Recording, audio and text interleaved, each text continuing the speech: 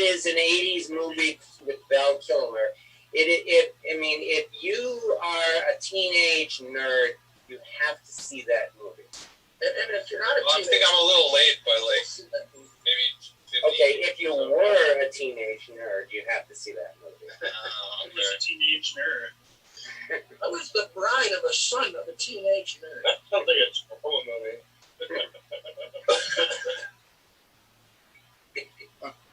I'd like to see him sneak on a military base these days. Mm-hmm.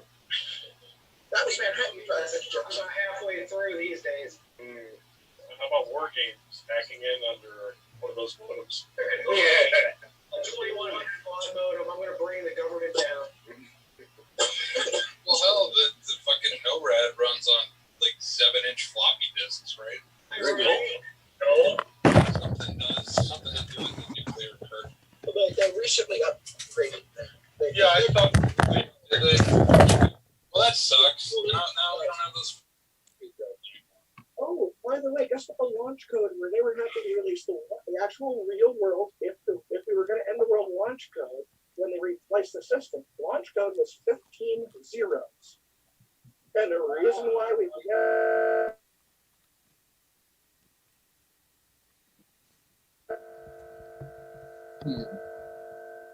This is Hypercom VXDAY Relay. Stand by.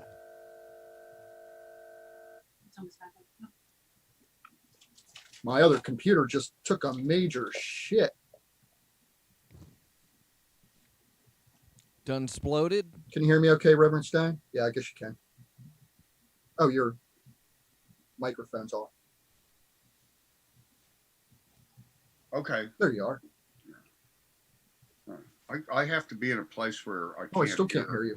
Maybe, oh, my volume's off.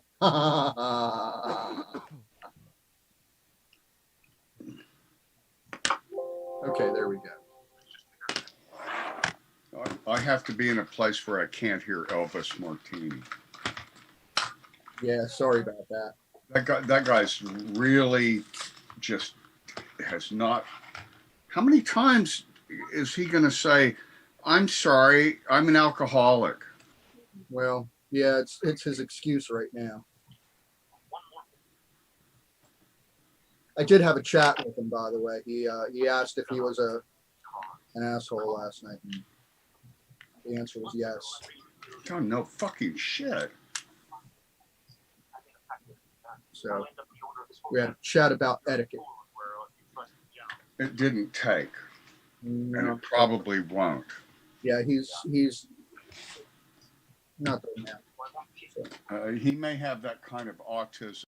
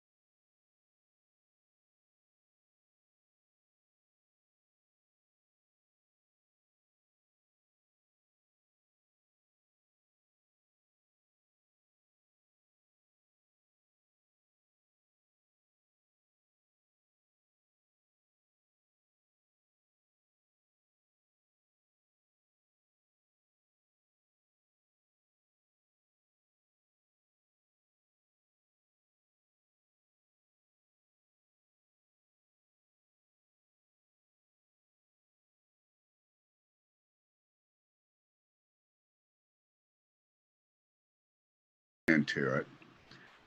But And there's some people were talking to Susie. it's the oldest, most long-term subgeniuses, you know, Philo, Sterno, and of all people, Onan, who we used to think about as the kid.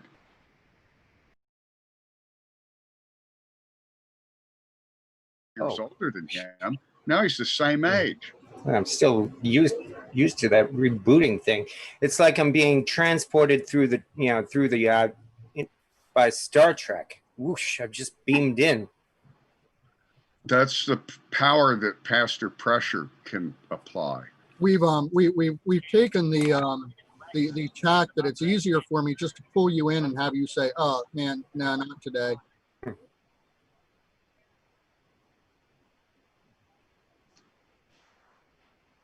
Oh, great. So in other words, I could be in the bathroom sitting on the throne and suddenly, whoosh, I'd be up in here. How nice. Who doesn't these days? I'm pestering Philo and Onan and Sterno. Come on, wake up, you slovenly slackers. We have our own little communication channel that we use on Telegram.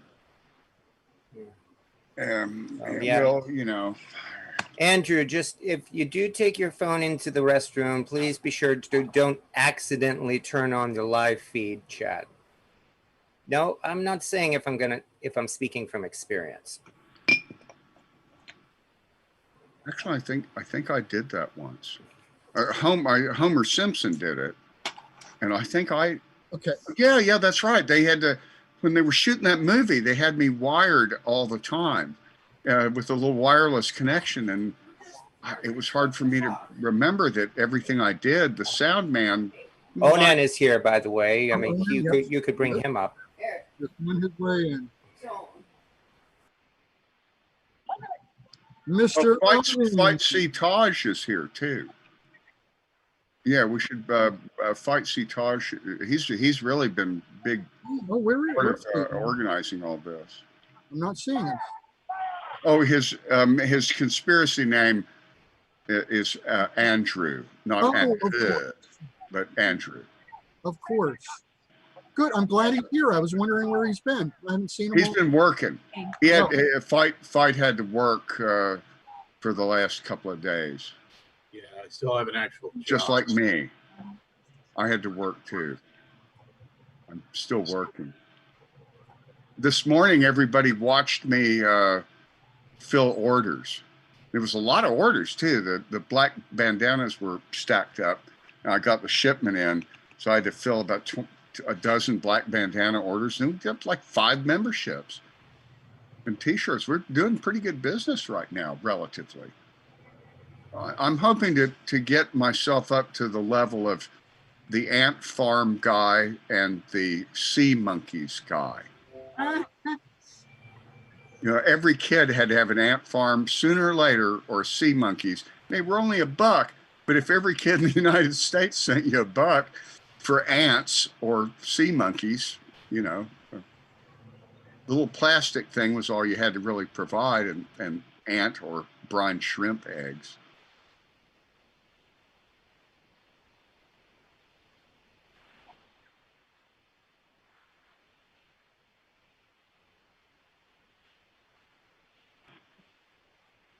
Believe it or not, Reverend Fox, at Wisteria, I would sit up there late at night and download all the stuff I recorded during the day and fill some orders.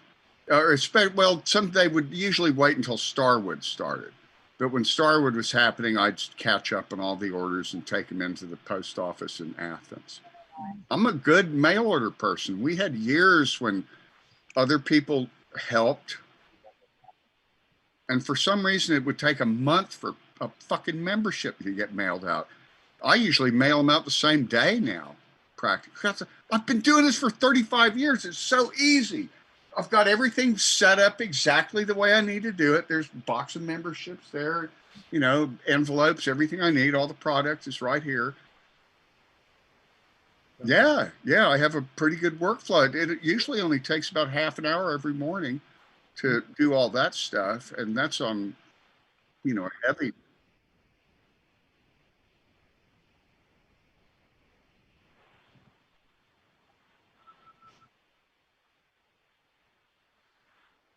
Right. Yep. Make us watch you for every arduous second that you take to put those together. I love that time lapse shit. It made the moving. I've got like 3 or 4 videos on YouTube that are about moving all this shit. And because I was going to work my ass off, I thought I might as well prove I can still do it. For my enemies, he's going, yeah, I heard he's sick. He's got cancer. He's about to die, asshole. It's like, no, actually, I can do a lot more than most of you fuckers. And I've got, even with arthritis. But I actually did have to quit hauling heavy objects around. The move is done, and I don't try to lift fossils that are bigger than my head anymore. I wait until my son-in-law is here. You should just increase the size of your head then. Oh, I could now, I guess. Yeah. My mom told me right from when I was young, the reason why she had me was to carry her groceries. Thanks. Did you? Actually, yes, I did. Good. Yeah. Kid should be put to work. That's what patriarchal psychotic and narco-materialism is all about. Every yard a kingdom, every child and dog a serf. Oh, I'm wearing my serfs. Oh, yeah. I learned, quite frankly, when we grow up, we do join the conspiracy. You know, the conspiracy of adults against kids. There really is a conspiracy to put down kids, or keep them under control. Well, the good reason for that. They're dumbasses. They'll run out in front of traffic if you let them. This is Star-Lord. We named him Star-Lord because he was the most timid of all of them, even though he acted brave. But and he was scared of me. I traumatized him when I saved his life that time. But he's gotten used to it. He's a pretty good little kitty cat. We are going to be adopting a kitten, hopefully today, within the next couple of hours or so. Yeah, and I haven't lived with a cat in years. I'm looking forward to it. Well, I hadn't either. This is the first cat I've had in probably 20 years. But we used to have cats all the time when I had kids and cats, and they're so funny. They're so funny. Motomac, it's a real shame that you're only going to be able to enjoy that kitten for 2 days. Oh, yeah, well, no, actually, the nice thing about it is I'll be able to take him on the saucers with me. So, I'm rescuing him. Have we figured out that pet provision? I thought that was up in the air. I thought. No, you can buy a membership for your pets. Okay. Oh, okay. That's how we handled it. All right. Yeah. So exactly. And as far as with you. Yeah, and as far as I'm concerned, I will protect that kitten. No other subgenius will eat him. Well, there, Reverend Stang, there you have it. Another $35 membership for a cat. These were strays. There was a stray mama running around, and our intention originally was to let them live under the shed. They'll distract the snakes away from the dogs and stuff. But in the end, they were too. Well, their mom disappeared. Oh, yeah. And then it was like, well, if we're responsible, we'll get them spayed and take them to a shelter. But of course, once we named them and fed them, what you're not going to, we got a menagerie here already, and we're pretty much stuck here. There are kitties. Yeah, now. so we got the 3 kitties, and now the fact that they're completely destroying this old house. They're tearing down the grass cloth wallpaper, which cannot be replaced. They don't even make it anymore.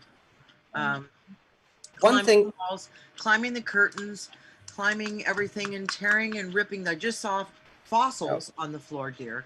They're playing with your fossils. Yes, they're playing with your fossils, and they're on the floor. Get the pitchfork. They look like that. One thing my grandmother did, I mean, she always had cats. I grew up with cats for that. But she went to one doorway in the home and put cheap carpet all along up and down one side of that doorway, and would regularly toss the cats right onto it so that they would grab onto it, and they would get into the habit of running and clawing at that particular spot, where they were supposed to be. Well, maybe we'll cover that one part of the wall with carpeting. That's a great idea, Motomac. Thank you. Or make some carpet clothing so they just claw you. No. They do that anyway. Oh, there's Dolomite. There's Dolomite. Dolomite is my name. Fuck it up, motherfuckers. It's my game. I'm here to stake a claim in this pimping and hustling game. Put your weight on it. Back up, all you Rudy Poot pepper gut insecure motherfuckers. Because the water won't drown me, the fire won't burn me, and the ground won't hold me. I stuck my finger in Onan's face and turned the whole world around. I think Fate Taj is being ruptured already. There we go. You can not only buy a Subgenius membership for your cat or dog to make sure they come with you on the saucers, but by definition, you kind of have to buy a membership for any physical object of your pre-X-Day existence that you want. And that will include inhale air and exhaled air. Each one requires its own membership. If you want to like breathe in and out, it's $35 each.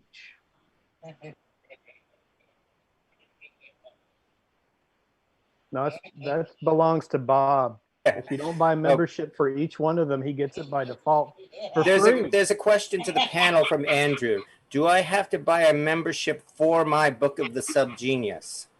You can buy a single membership for each book of the Subgenius. You don't have to buy one for individual pages, but some people do just to be nice. Church air, one soul per breath. I don't make up these rules. No, we didn't make up any of those rules. Are you going to question the excess or Jehovah One? You can question them. You just get answers when you do. Actually, that new novel Eyelash by Nikolai Kingsley that we're about to publish. Yeah. It tells us a lot of new information about the excess, and it makes them much more real in certain ways.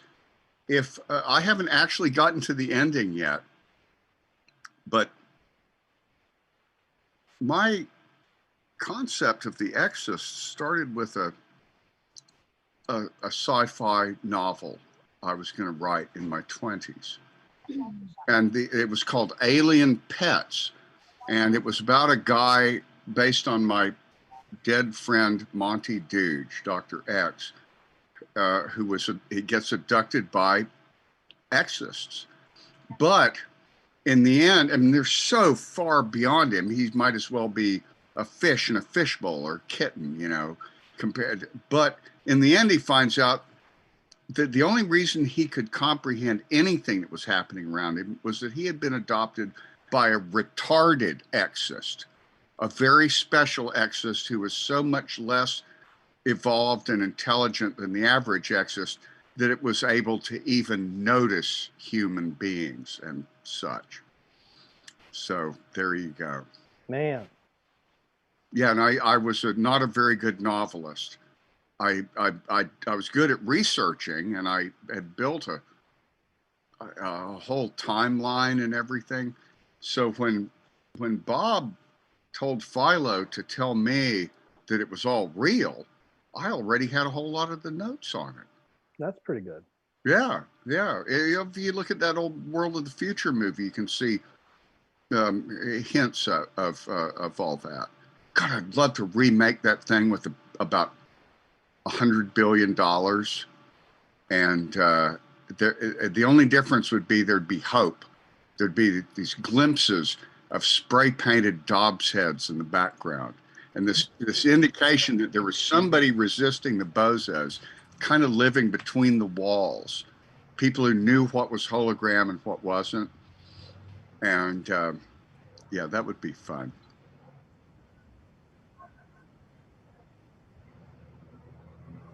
Donald Trump, Donald J. Trump. It's like at this point, the bozos are running things. Go ahead, squeeze the wheeze. It doesn't hurt me. They started out all, with this act of being weak and timid, just clowns to entertain you. But all the while, they were building up their deep state of rich bozos who hated themselves and everybody else. Or maybe they just built up their mail order mind control cult of poor people who hate themselves. No. That would never happen. That wouldn't happen. That is a nightmare. Gosh, how could you think a thing like that? Oh, that would be the worst possible thing that I could ever imagine happening. We went to a lot of trouble to tell Sandy Boone all about how fake it all was, just so, to keep the conspiracy off our backs. He actually believed it? And help Bob. We just passed 40 hours, 40 minutes, 40 seconds left until the rupture. Dun, dun, dun. Wow. That's great. Look at Argus. He has a timer in his window. Yeah, oh, right. Yeah, Fight always had a countdown going too, especially at X-Day. I mean, at 7 a.m. He had been.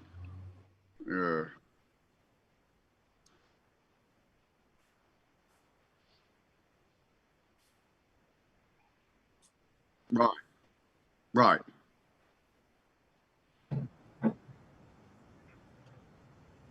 Well, I have a slave bracelet all the time. Yeah, that's the thing. Since I'm kind of the ringleader in the circus, I end up not. Question for the panel. Please repeat the eyelash author name again. Thanks. Oh, Nikolai Kingsley. Let me get the book. I'll show it to you. Hi. We're still in the proofreading. The cover won't look like this, although he did provide that graphic.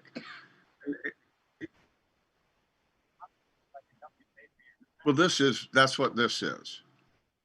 Yeah, there's four of these. I think Nikolai has one, and I have two, and Onan has one. Onan was the one who finally did the work.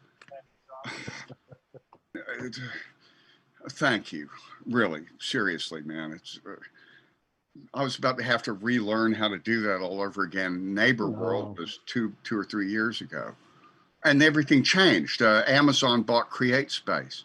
Yep. Speaking of which, yeah, this wasn't done in Amazon or Create Space, so we can put it on Amazon the same way. Reverend Flang asks, when will it be available?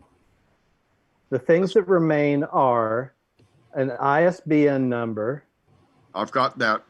Reverend Stang's introduction, if there's going to be one. I have to finish reading it. A cover, because that's just kind of a pretend cover for the proof. I know the Dreamscope filter to use.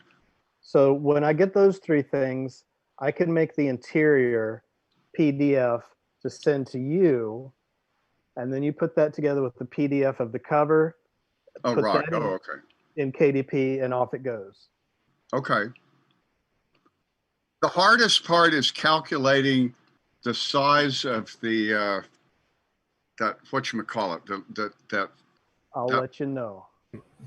Yeah. There are calculators where you say it's this size page and this many pages, and therefore it needs to be this dimension. Right. There's a little math that has to be done. I like that cover material a lot.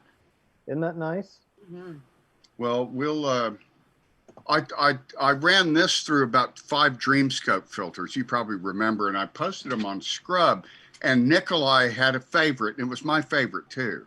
And it was Nice. really, he goes, if we could just spell my name right. Yeah, that. And Sorry. Glenn Rose, I noticed you always put an extra N in Glenn Rose. But yeah, I've found very Give few you real something to correct. typos in it. Yeah. I've been notching the pages, and there's a few little typo places, but they're Yep. very, very minor. The main thing is the M dashes. That's an automated thing. Already did it. It's great. It's a really, really fun read. It's not as challenging as Neighbor World. It's more subgenius related. It's got real inside. You can tell he read Paul Mavrides' World Without Slack very closely. And there's a lot of, mythos stuff buried in Bob's Three-Fisted Tales of Bob that he picked up on. And I'm just thrilled. It won't be I've long. never talked to him on the phone, and I don't really know what he even looks like. I can't remember his real name, but I do have it somewhere. It won't be long till that comes out. There are not many steps that remain, and once it's together and in the publisher's hands, or the printer's hands, not the publisher, the printer does this final review to make sure the files are okay, then it's out. Here's a random line from Eyelash by Nikolai Kingsley. It's an Exist computer attachment speaking to him. Your pee smells funny. Cut down on the bivalve, maybe? Bivalve is a soft drink or something that a future drink that he does. Yeah, it's pretty cool. It is. Yeah, and there's after going to that, be I other guess, books after that. Yeah. Your pee smells funny. Maybe cut down on the bivalve. Yeah. Actually, I was thinking, I had been thinking the next one would be reprints of the Stark Fist, which I've already scanned for the Subgenius History course years ago. But Teeters LaVerge did these 2 novellas and a short story, The Agent and Mr. Dobbs, that are actually probably the best portraits of Bob I've seen in fiction, better than I was able to do with Three-Fisted Tales. And in fact, I want to work it into my old screenplay. I've got a Subgenius feature film screenplay. It didn't have enough Bob in it. And it had a little bit too much Philo and Stang, and the protagonist is based on Lonesome Cowboy Dave, who's a schlub, an average schlub loser type guy. Next question from Reverend Flan. Glad you are talking about publishing. Do you intend to publish on Kindle or other digital platform? Oh yeah. Neighbor World is on Kindle. In fact, we actually sell a few. We sell 10 on Kindle for every 8 that we sell in print. Wow. We don't get much money from it. Oh, Argus has one. I mailed one out today with a membership. And Dave actually does get 75% of the profits because he needs it so bad. Desperately needs He it. really needs it. And so we, and it's great. But Neighbor World is really, it's not exactly a page turner because you have to pay attention. You have to concentrate. It's like Clockwork Orange. It's written in future slang. Andrew says, Amazon would allow me to sell Neighbor World. What's the wholesale price? Well, I mean, Amazon does sell Neighbor World. Okay. You can get Neighbor World on Amazon. That's the Kindle version. A used copy of Neighbor World apparently went to a third-party seller back in October for $42. That's the dumbest thing I ever heard in my life. You can get them for $14 from us or Amazon. They're even cheaper on Amazon. Some people are willing to pay extra to avoid Subgenius. Yeah, that's right. It's not as valuable if you get the signed copy from the author. Wait, That doesn't make any sense. That's actually pretty standard for scalpers. I mean, they buy up just about anything, jack up the price, and sell it on eBay. Yeah. There's so much bootlegging of our trademark. It's such a fucking pain in the ass to pursue. It really is. They make you jump through hoops. Amazon and create all of those, Cafe Press and so forth. You have to submit this whole long form letter of legal shit. And of course, we do own trademarks, and there's a link that proves that. And I personally own the trademark on the Dobbs head and the word subgenius as applied to, sorry to say, a fan club, which was the only category that really, when you look at their categories, I'm afraid that was the one I had to go with. Bob is not a fan club, it says right there in Book of the Subgenius. Well, to the trademark office, that's exactly what it is. Yeah. For the purpose of trademarking the term subgenius. The image of Bob is trademarked for several different categories like literature, clothing, video, and so forth. You know, you have to kind of cover, and each one is $500 every 5 years. Reply from Destructmatron. We may not be a fan club, but Bob does club his fans. He clubbed me harder than anybody for a long time, but I kept the faith, and it paid off. God damn it! Philo would say the same thing. We paid our dues. We got butt fucked in Dobbstown more than once. Probably didn't have to. Probably once would have done, but we didn't know.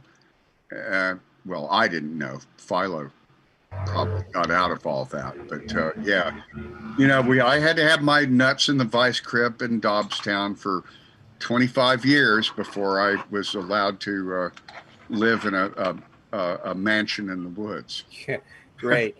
So in other words, then you've got a bumper sticker that says "I heart Bob," whereas Bob has a bumper sticker that says "I spade Stang."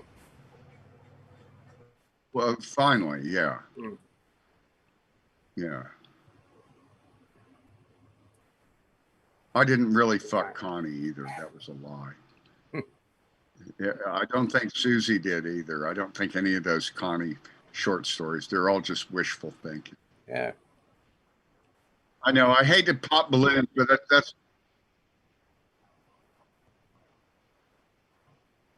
Well, no, I didn't say that. I'm sure lots of people probably did. Shit. I guess. I mean, if the legends are true, I don't know. They don't invite me to those parties, you know? Shit. They really don't. I found myself a short duration personal Connie. Well, there you go. Whereas on the other hand, I think we might be your long duration personal Connie. Oh yeah, yeah. I mean, you know, I've been yeah. I can't imagine not being married. Actually, I've been married most of my life to somebody or another. You know. Both. Why not both? Somebody. Ty the why not both. Yeah. Yeah. We need questions, people. We gotta keep these subjects interesting. Yeah, where's Dr. Hal? If Dr. Hal can answer any question. I did look for him momentarily. How can I pester Hal? I do not see He's probably still asleep. He has to do all kinds of stuff just to get out of bed and work on his computer. He lives in one room, and it's very crowded. Very crowded. Very, very, very, very crowded.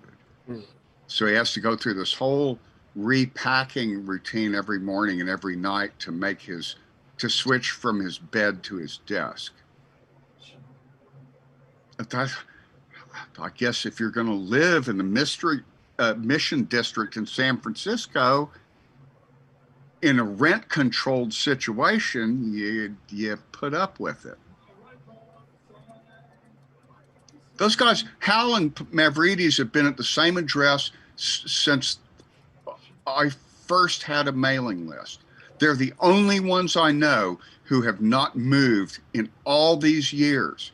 They happen to both live in the same apartment. They're not, you know, that kind of roommates. But they're just, you know, sharing this miraculously still cheap place down the street from Zuckerberg's house.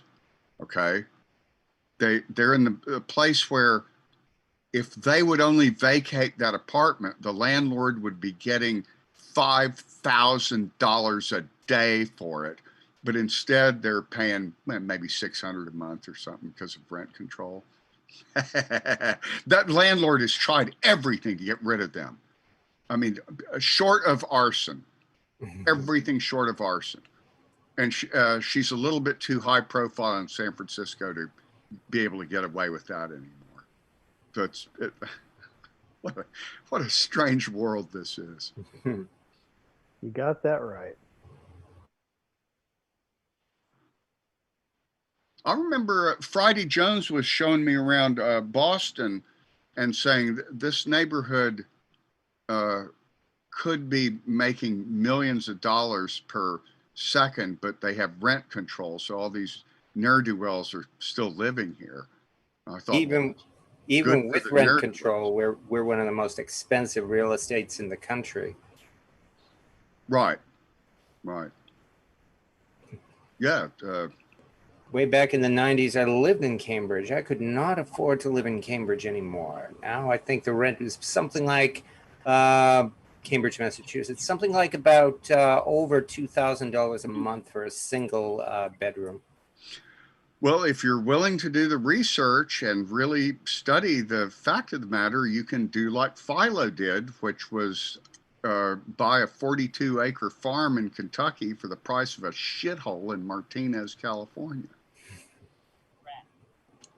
He couldn't afford it. He looked around this area, but we're too close to Dallas, and the land prices are actually really steep here.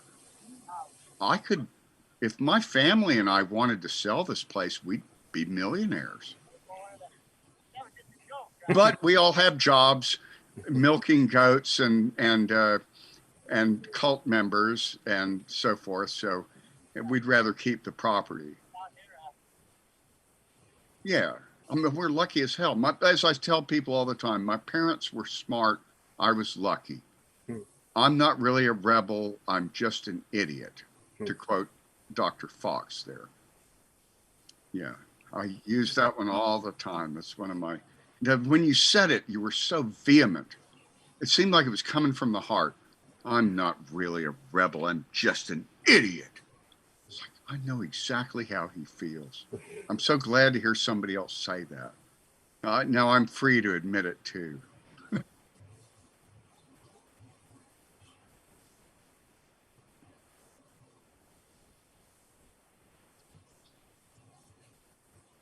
It's such a much more polite word than moron or idiot or retard.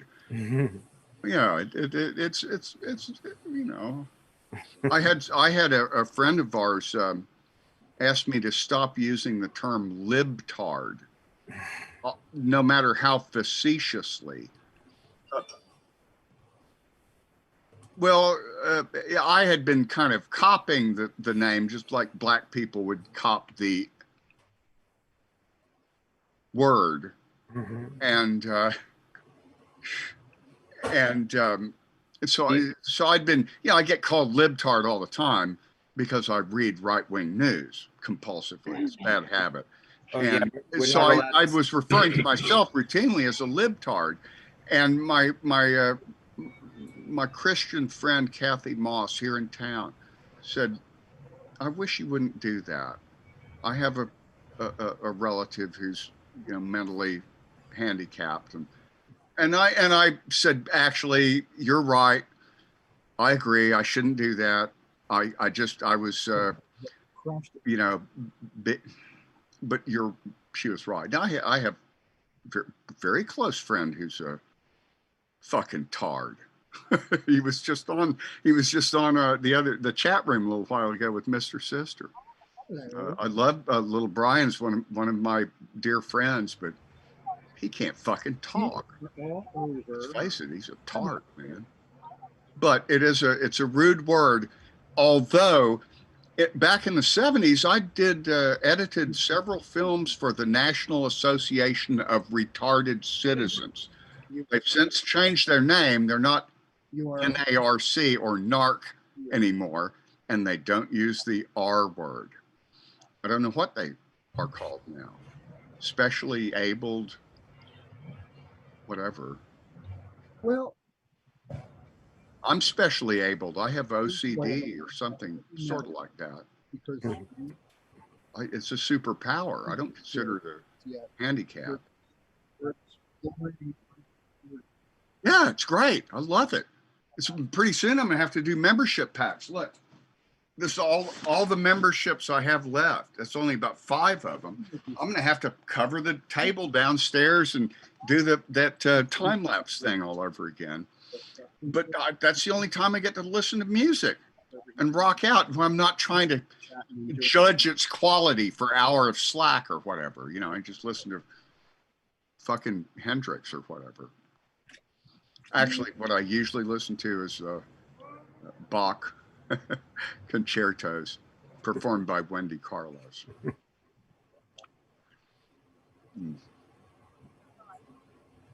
Well, this isn't much of an hour of Slack. Where's the background music? Where's Tubular Bells? We were all going to be playing Tubular Bells at the same time, starting at once. I forgot the countdown.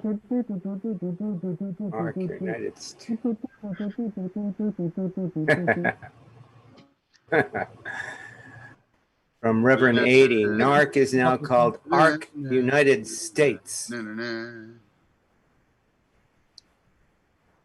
Well, that's what he says. Who else is out there?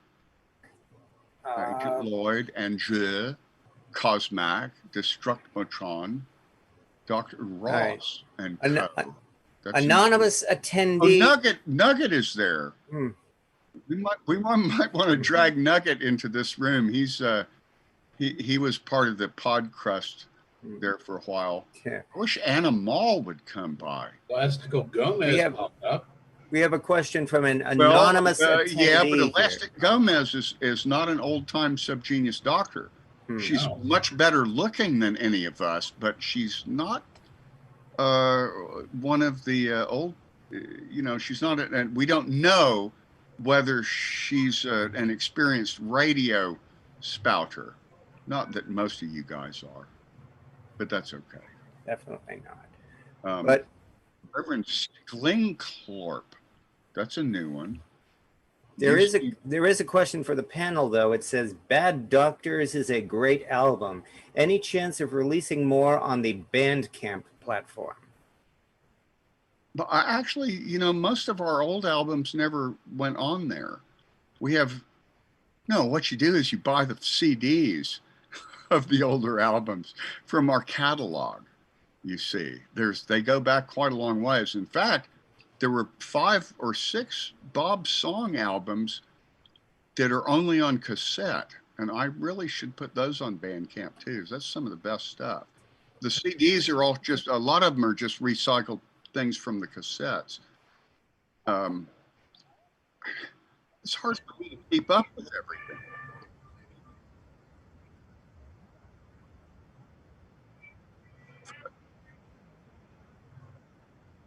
Vinyl? Actually, I have a stack of probably 70 or 80 of the flexi discs. When McGraw-Hill published Book of the Subgenius in 1983, flexi discs were a gimmick. National Geographic would occasionally have a flexi disc in there. It was this little floppy, cheaply done, like a 45. You punch it out from the page and punch out the little hole in the middle and put it on a record player. And there's like an 8-minute Subgenius promo. It was edited by Puzzling Evidence and me. Wow. that I think may even be in our catalog still, but it probably says sold out. They used to it's a do those pain in in the ass to cereal mail. boxes. It's real hard to mail. It has to be flat. If it's curled up, it's not going to work later. Flexi discs. There was only one company in the whole planet that made those things. We found out. Right. They did, the same company did them for Mad. They did them. Yeah, they were. The funny thing is, they're a Christian company, and they almost wouldn't do ours, but they got paid and they did it. And I do have a few of those. Money can usually overcome that sort of thing. There's an LP of the band called Piss that was the Brighton subgeniuses that ran for office and got elected wearing a bob mask. Yeah, Piss. It was like Kiss. There's pictures of them all, but with, weirded out bob faces. And the thing is, the band didn't really exist. It was just a concept.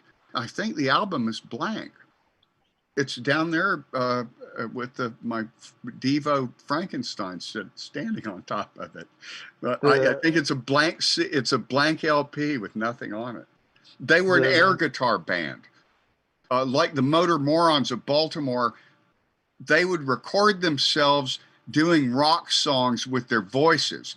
One guy would be the drums, bum, and the other one would be the guitar. They'd make a tape of that, and then they'd do air guitar to that.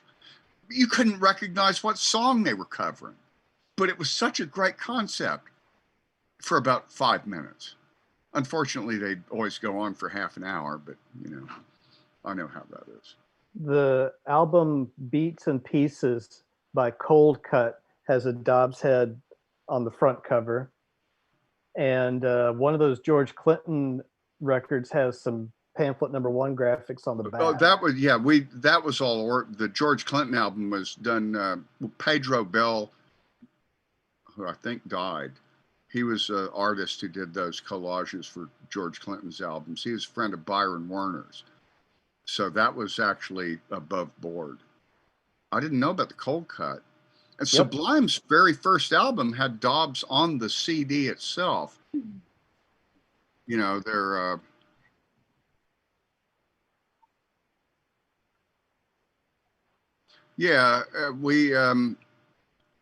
when they suddenly became super famous, Jesus called up their agency and ended up talking to the bass player and saying, "Hey, you guys used our Bob thing, and we'd like some royalties." And the bass player said, "Well, called it kind of a bad time. Bradley just died 2 weeks ago of a heroin overdose. And how much would you have charged us?" And he said, "About $2,000. They went, "Okay." And they sent us $2,000. That was the only band that my daughter and I both liked. I love that Sublime album. They did a cover of Smoke Two Joints that, is kind of a good excuse song.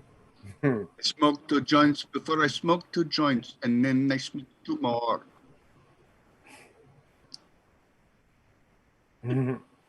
Yeah, our the rock star we could have had was a dumbass and shot up heroin, not knowing what the fuck he was doing, and died. No, from Sublime. Bradley, what's his name? So I can't even remember. I mean, David Byrne and Devo never did us that much good. I mean, that helped a whole lot, especially Devo. Jimi Hendrix actually helped a lot. He just doesn't know it. At least one person says, "I first saw Bob on that Sublime CD back in high school." So, yeah, 40 Answers to Freedom. That was a great album, man.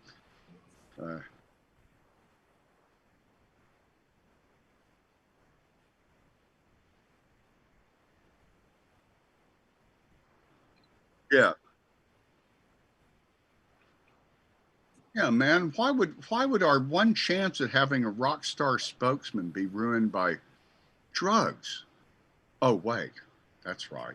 It almost sounds like there might be some kind of a conspiracy. Speaking of drugs, and Motomac, you may remember this from the other side of the room. One of the early X days, probably around 2000 or so, there wasn't anything going on in the morning around it was at Brushwood, and people were hanging around the stage. Princess Wee was kind of in the background stapling posters up on the support poles, and nobody noticed her there. But the crowd of people that were sitting there were the straight sub-geniuses, the sub-geniuses that didn't, because everybody else was off fropping, right? Mm-hmm. These are the ones who didn't frop. And there was Pastor Craig and Friday Jones, and maybe you, I don't know. Probably me. I was one of those. And at some point, Princess, we overheard somebody going, you know, it's a shame that the sub-genius, the old guys that do this stuff, they're all on drugs. You know, if only they didn't smoke so much pot, think what they could achieve. And then they noticed Princess Wee standing over there, clamped up. The main stage. I thought, I can see why they would think that. They may be right. They may be completely right, but I don't think you understand. It's like it wouldn't, riches and fame, that wouldn't be worth giving up for. That'd be crazy. You'd have to be fucking nuts to do that. Sometimes being sober is not a bad thing. No. Although I have to admit, I was sober the morning of X Day when I almost accidentally burned down the pavilion at Brushwood. Oh, I've noticed that the straight people actually fuck up more than the potheads because they're not struggling to remember everything. We potheads know that our memories are a little bit questionable, so we have to work harder to remember everything. You see, there's my brain for yesterday and today. Yeah, we take extra some of us. Yeah. Emergentiles anyway. Try to compensate for the brain damage, you see. Yeah. Comment from Dr. Ross. Bradley Noel's son is in a band called Law. Their first album was called Mid-Lawtism, and it's really good. Right on. Kind of a post-California surf rock vibe. He's transitioned to a more rock vibe recently, but Jacob Noel, Bradley's son, sounds just like his dad. He has a really good voice. This is according to Dr. Ross and Company. Oh, I'm seeing that now. I'm looking at the chat thing. Huh. Well, I'll be damned. It's important to get that kind of feedback on music because with the internet, you can click on a band or on a song and in short order find their complete body of work and all their bootleg releases and all their live shows and all the rest. But what you don't get is when you know somebody and they say, oh, you like this band? You should listen to that band. Because a person will tell you that in a way that's different from an algorithm. An algorithm might look at who's selling the same or who's on the same label, and that matters some, but almost all the bands that I've really gotten obsessed about has been because somebody said, oh, you like that band, you should try this band. So this recommendation is much appreciated. It's the thing that the internet took away that I didn't even notice until it was gone. The Noah guy thing. Oh, you like that movie? You'd like that other movie too. There's no more Noah guy. There's only internet. Well, my problem is finding the time to watch the movie or listen to the album. Yep. That's stage 2. I'm still in stage 1, talking. Yeah. So behind on movies, but I guess that's because I'm running a Facebook group and a YouTube channel. I mean, actually having a hobby takes away from things like watching movies and listening to music. Yes. I'm sure Reverend Stang understands that. Oh, yeah. For 20 years, I didn't watch any television shows. I never saw a single episode of The X-Files, for example.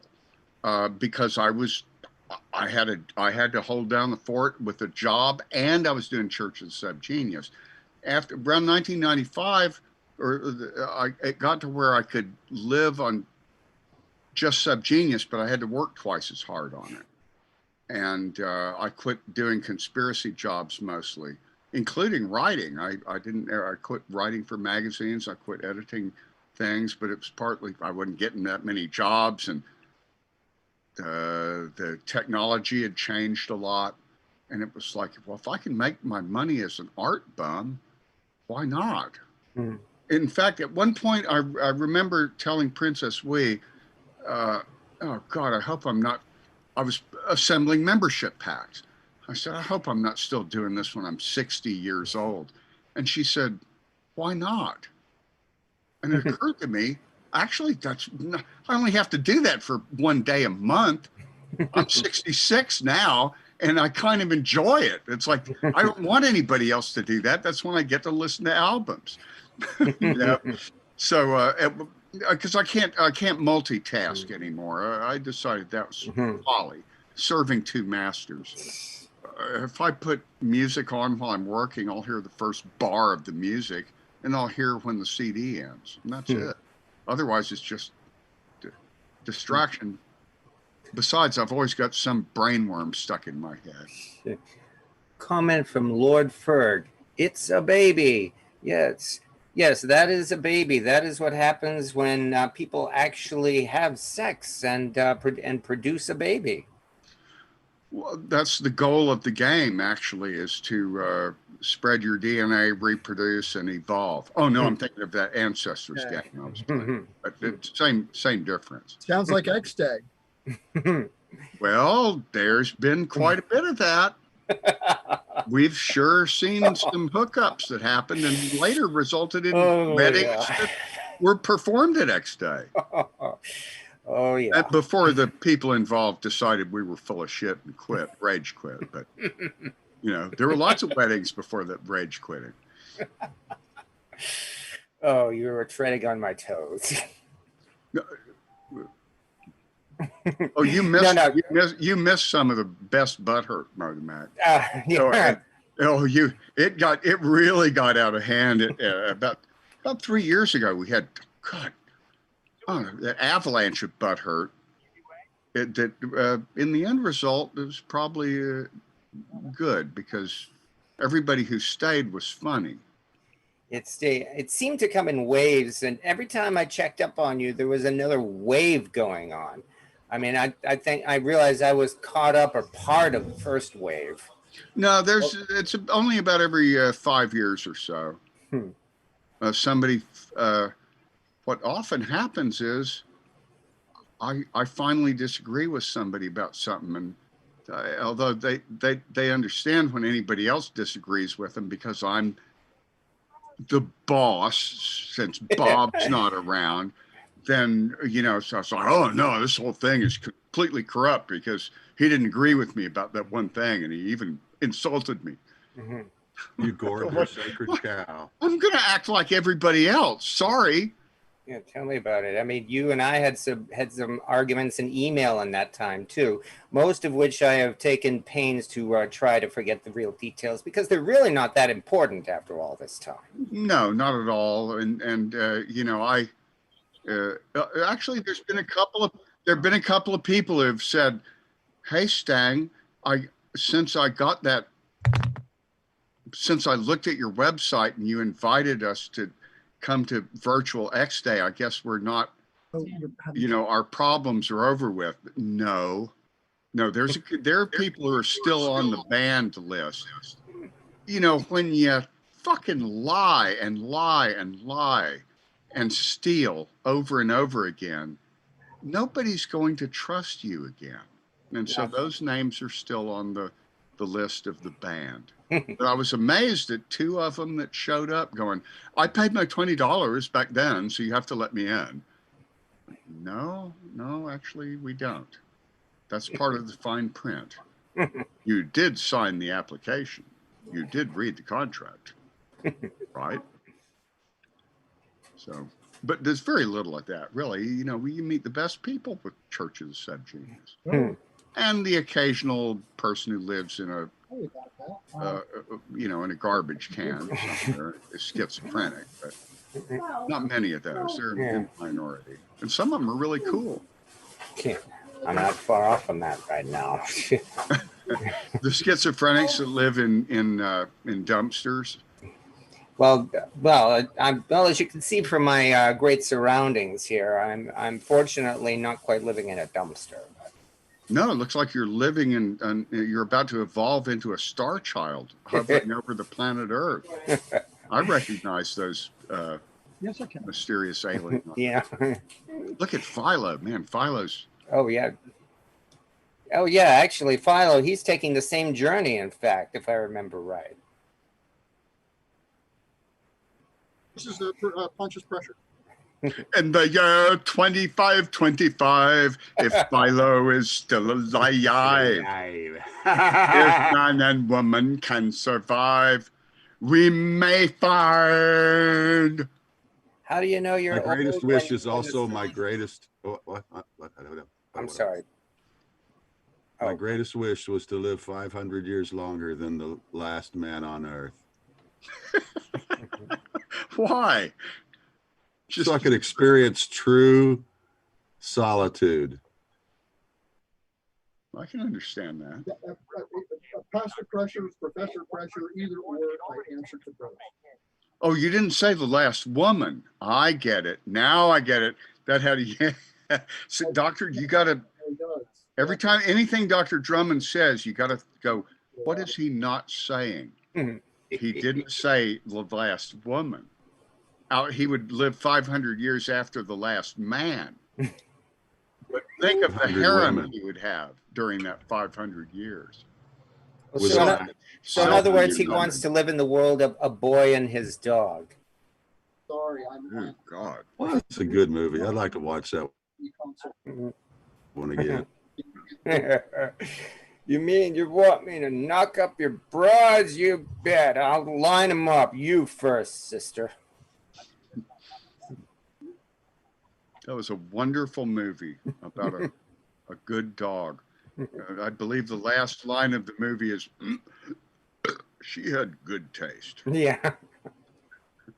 Try calling back in again and see if that improves your lot in life. You know, kind of do one of those reboot things.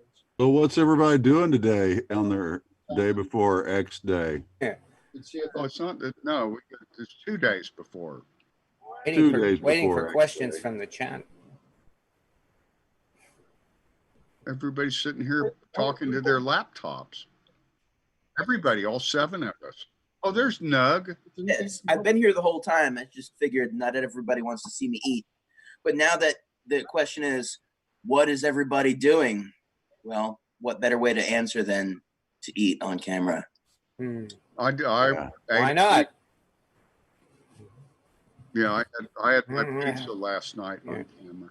I always on Zoom meeting. Well, I'm going to go make coffee. I need some coffee. Well, for the last few minutes, you've had a baby on camera. Just try not to eat the baby. Philo, put on some other video besides that Starfield if you're going to go away.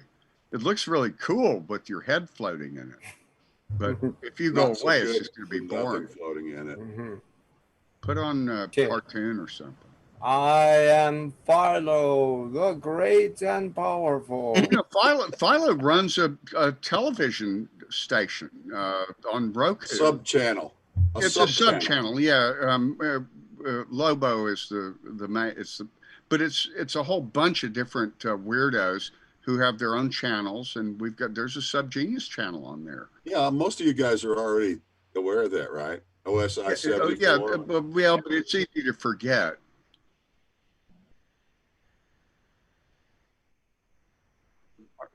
I don't know. I should check and see. You know, I've never talked to him in person. I've never even spoken on the phone with him. Don't know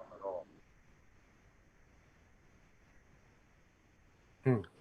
But where's Reverend Angry Larry? You know, believe me, I pestered him. He showed up yesterday. Oh, he did? Good. He did actually, yes. Yeah. Oh, good. Okay. Well, at least he's aware of it. Yeah. Yeah. He cut his beard off.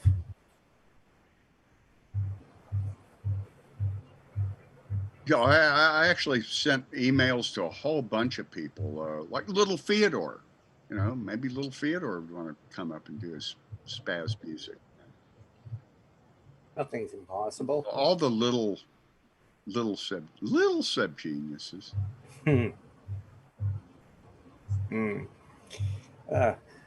Little Theodore's first appearance at VXDAY was definitely one of the highlights of the whole VXDAY experience for me, since we haven't been ruptured yet.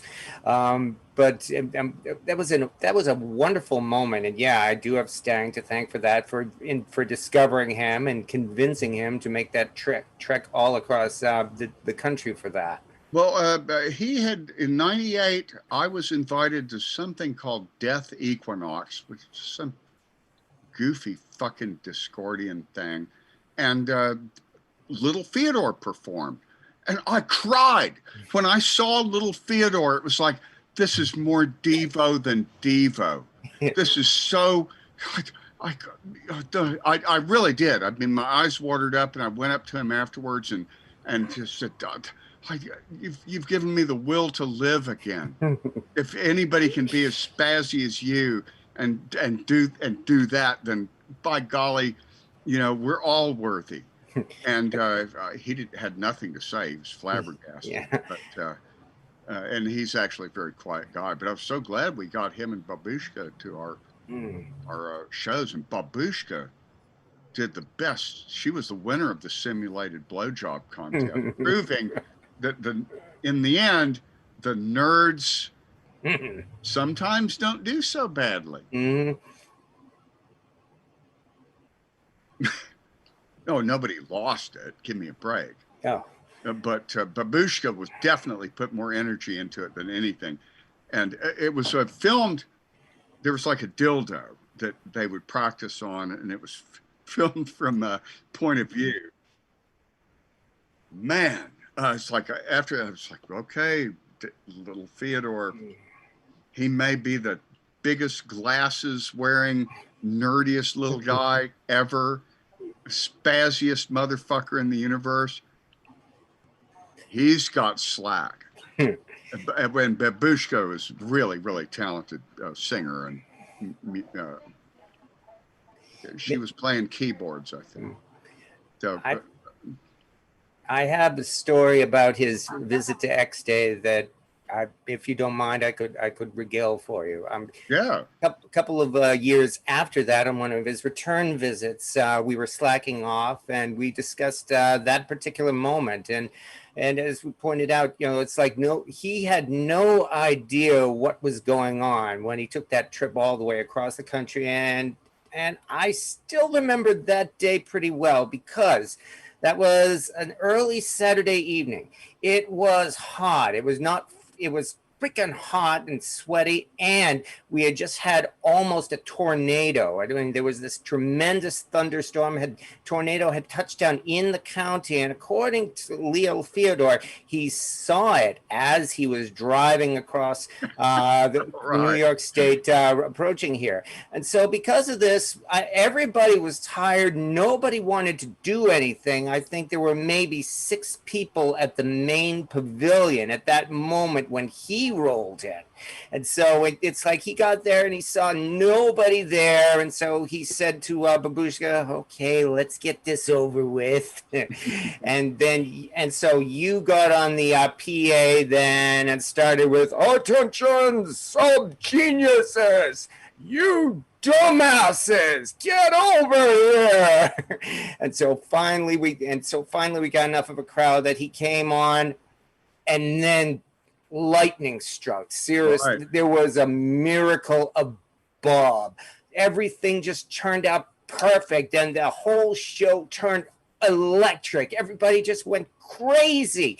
And he told me, that show was like one of the highlights of his entire career. He said the outpouring of emotion was so incredible, because you remember him getting all spastic on the stage. Yeah. Yeah, and going off with his, what was it, Dance of the Salted Slug or something like that, you know, and fun, yeah, yeah, and it was so incredible that at the end everybody was really giving a huge standing ovation, and you of course plugged out, yo, and they do have records and they do have CDs, and the crowd screamed, buy them all, and they all start lining up right there to buy his stuff, and oh, it was just a wonderful moment. And, Praise little Theodore, man. He was he was at 2 or 3 X days, I think. And then Duke of Uke was another one who was always had crowd pleaser. He'd cover those pop songs with a ukulele. A nerd singing rock star songs. It's beautiful. It was a really beautiful thing. It's moments like more, this. Again, more Devo than Devo. And certainly we did provide them an audience that was more appreciative than they would normally get. That's not a big audience, but more appreciative. And that means a lot, you know. And boy, I wish we could have gotten Rudy Schwartz project. But he left Austin a long time ago out of hate for Texas and America. And he's doing great in Montreal now. But I don't think he'll be performing at any X Day. He's still you know, every time he comes out with a new album, it's on. Oh, that's good news. Very good, very good. I can't tell you, but it's really good news. The sauces are coming. Please. Well, it's weird. There was a Greg K on earlier, and that was Dr. Dark's, you know, conspiracy name. Would fit Greg K. Spooky. 2 questions for the panel. One from Andrew. Am I still on the banned list? Andrew? Yeah. Which Andrew? You know, our Andrew. Who's been hanging out here. Banned list? I don't know. Oh, I think we're all on that banned list. That's why we're still stuck here on this rock. Yeah. The Exodus banned list, and we're trying to get off. The question is, would you like to be? Andrew was never on the banned list. Yeah. I think he's just playing on the whole thing about, you know, people showing up even though they're, you know, thinking that they're no longer on that list. The other is Doc Stuck Mountain full of stars? I think that's a reference to Philo's head. Yeah. Philo's head floating across the universe there. But unfortunately, he seems to have disappeared right now. Otherwise, he could have answered that. Actually, I have to disappear. I need to pee. Like a pterodactyl. You won't hear me because the P is silent. I've used that joke every day for 3 days. Yeah, that is one of the consequences of getting to this age, in that you become very familiar with having to go and pee. Yes. You know, I have to admit,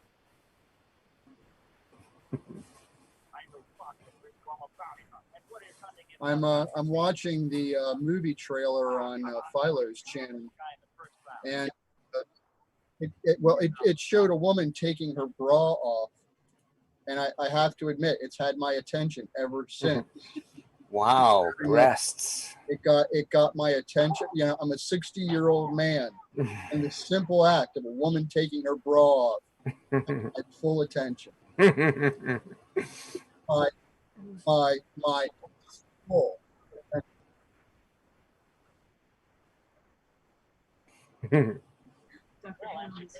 Oh, Dr. Hal is here. Good.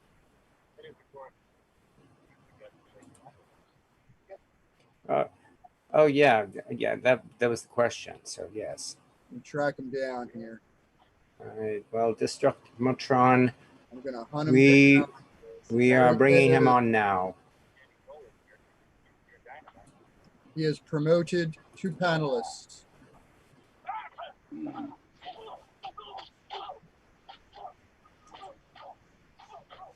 Okay. While we have this free moment, let me see. Tonight, at midnight, we are going to be having a Subgenius wake. Kind of a well, semi-serious moment, because there's no such thing as a serious Subgenius moment. Midnight, which time zone? Well, it's going to be midnight Eastern time. That's 9 p.m. Pacific time. That would so we're going to do it midnight New York time. All right, and just to kind of recognize all the subgeniuses we lost. The numbers are getting bigger, and people are getting older. And sorry to harsh anybody's buzz, but we're just gonna do a quick wake for everybody. So bring your own poisons. We will be we'll be tipping a toast to everybody and kind of telling some stories and talking about folks behind their back because they're dead. Everyone who's departed. It's a portmanteau wake. Yeah, we've got subgeniuses that have lost spouses. We've got we've got spouses that have lost subgeniuses. We have all kinds of stuff going on. So we're just going to take some time at midnight tonight to recognize that. And because a couple of those people believed in kind of that veil that separates the world, we're going to have some ghost detectors there, so we'll know if they've entered the room and are spending time with us. You know, Dr. Hal. You'll know. I had a lot of trouble getting on. All the settings seemed to be different, and I'm still not sure how this is working.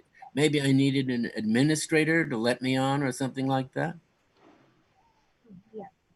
How do I get yeah, you were probably an attendee for a while, right? Yeah, you have to be let into the the special chamber of the elites, you see. I guess the best way to do that is. Yeah, I just we just saw you a second ago, Dr. Hal. I just pulled you in. Yeah. Thanks. You're more than welcome. Apologize for the delay. The free-for-all chat room is really fun, although it has the same drawbacks as any real X-Day. There's always can be somebody who just can't shut up.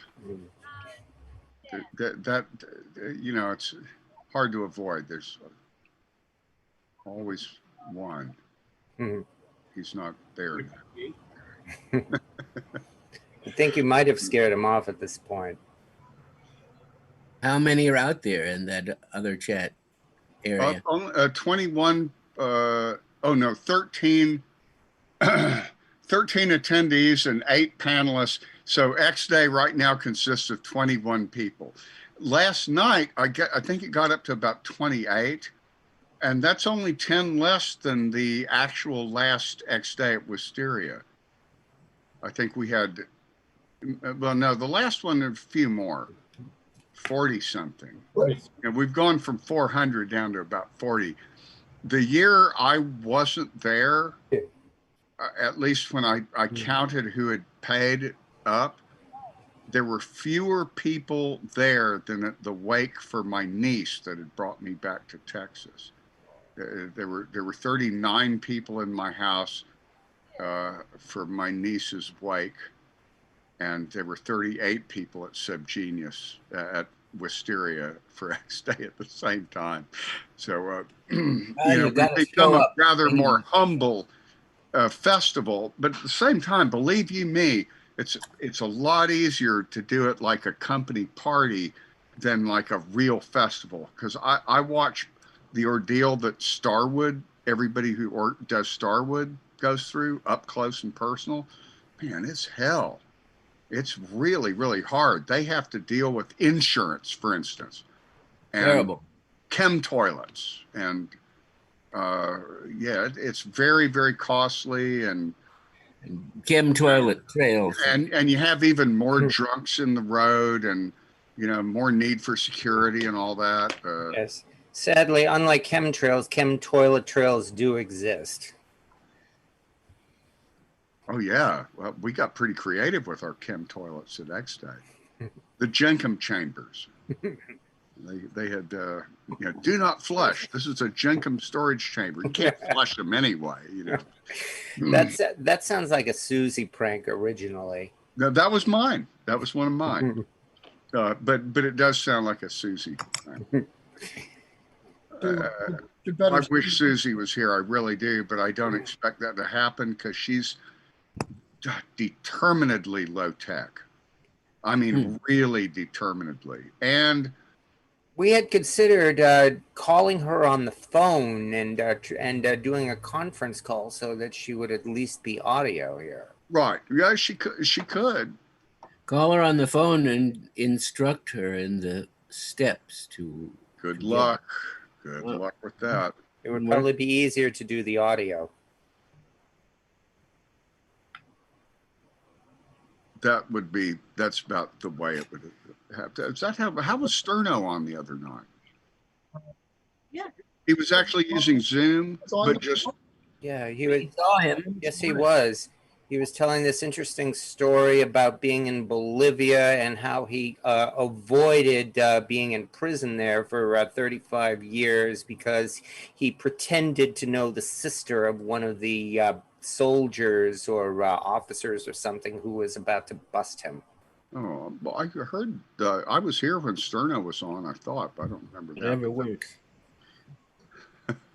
I'm real glad I didn't go visit G. Gordon Gordon in Bolivia. I'd probably be dead. Probably wouldn't have survived it. Seriously. Yeah. From excess. I still have the septum in my nose because I never went to visit. I did go to Brazil. When they moved to Brazil, I did go there for 3 weeks and stayed in Araruama, Brazil, which was a really cool little town. And he had a farm there. They had money then from ill-gotten gains, but when they had to go back to America, it was back from scratch. Luckily, they're both really talented people who can do lots of different things.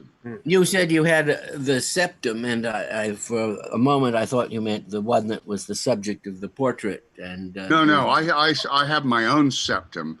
But who got the septum was auctioned off to a young stripper.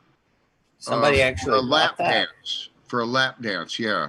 The septum itself, it was in a little tube, a little glass tube, and there's G. Gordon Gordon let it go to that. What was her name? Cute little airhead that was topless a lot of the time.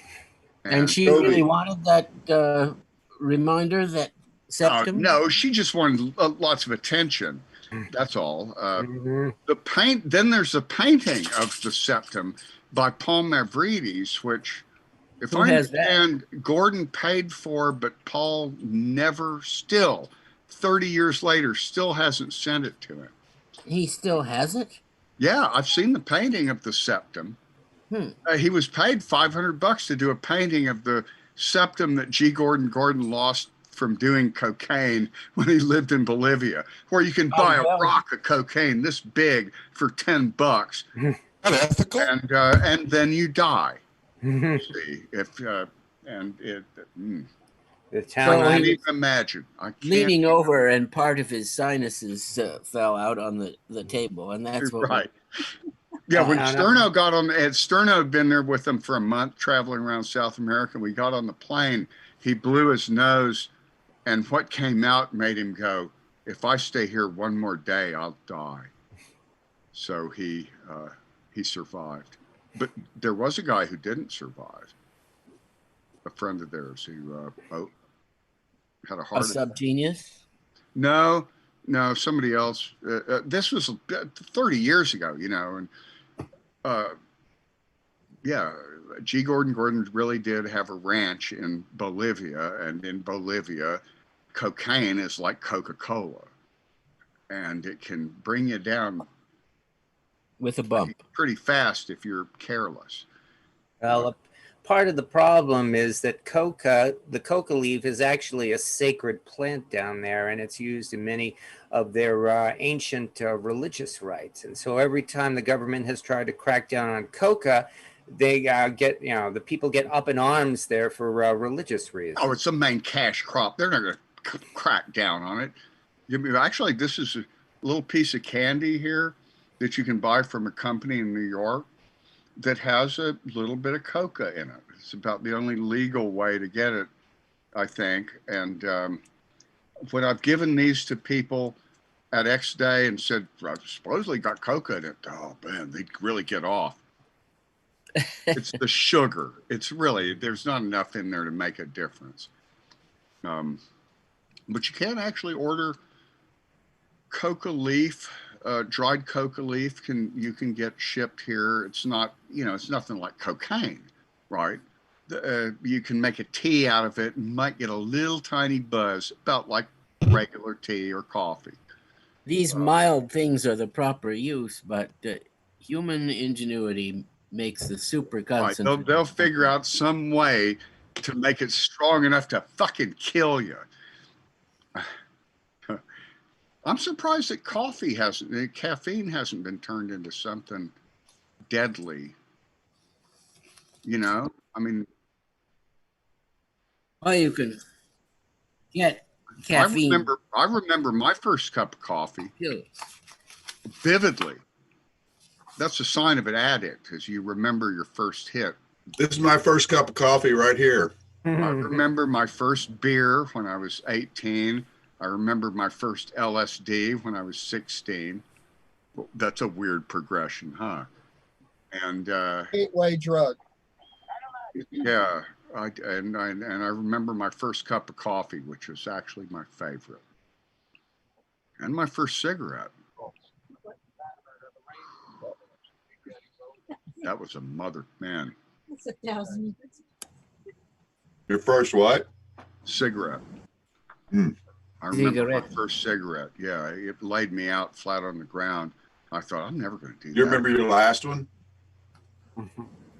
Yeah, actually, I kind of do, because I knew it was the last one, and I was serious, and it really was the last one. It was in December 18th, 1997. That's how serious it was. It was killing me. It was like if I had nothing left to live for if I couldn't quit smoking. Really, the 90s were hard on me, and it was like, if I can't quit smoking, I might as well just fucking die. And I quit smoking. But it took a year before I quit hallucinating Marlboros floating around in front of my face. Why, yes, Philo, don't mind if I do. Now it was easier for me to kick heroin than cigarettes. It doesn't bother me if somebody, people can smoke around here. As far as I'm concerned, they can smoke in the house. Doesn't bother me. Doesn't make me want one. I got over it, but that was the hardest fucking. God damn. These are grapes. These are grapes that are drenched in poppy seed dressing. If you've ever had to quit tobacco, that makes you understand why you shouldn't try heroin. I read the books about that. I always read up on stuff before I tried it. I have 2 friends so far I've managed to get off of cigarettes and onto vape. So that's an improvement. They're still addicted, but at least there are some beneficial effects to vaping in that they remove some of the detrimental effects of smoking. No, we'll say it like that. Inhaling burning vegetable matter can't be good for you. Well, so they say. Bob. Yeah. That one day. Of course, I live in Massachusetts, where they have, where for a few months last year, they did a total ban on vape juices, and now have increased all vape supplies here in Massachusetts now have a 75% excise tax on them. And they've also put a ban on menthol cigarettes in this state too. Oh yeah. That's racist, man. We're kind of blaming that for the. What I just said was racist. Taxes are racist. Yeah. Yeah, I'm Taxes thinking are anti-racist. Brother Cleve had this whole thing about menthol cigarettes. we're kind of using that as one reason why there are so many fireworks going off this summer, because people are going out of state for cigarettes and coming back with fireworks. But the fireworks are an interesting thing. I mean, you know, from what I hear, it's all across the country. You know, the last month or so, apparently people have been going crazy all over for lighting off fireworks and getting all the normal people upset and so on and so forth. And but what do you expect? Everybody's been trapped in quarantine for the last 3 months at home with people getting on each other's nerves. Every place is closed. You can't go out and do anything. So there's naturally a lot of pent-up energy. And so now finally the weather changes, and lo and behold, people start shooting off fireworks. We have a lot of natural fireworks in our area. Guys with guns, you know, we're kind of in a rural area, so anytime there's a lot of gun activity, I know there's a season opening that day. And then yeah, people here they shoot fireworks all year round. They don't really have a season for fireworks. The fireworks are perfectly legal in Texas. You can buy them anytime, and around right now there's these huge warehouses selling shit, but because it's so dry, there's actually a ban on any kind of fire most of the summer.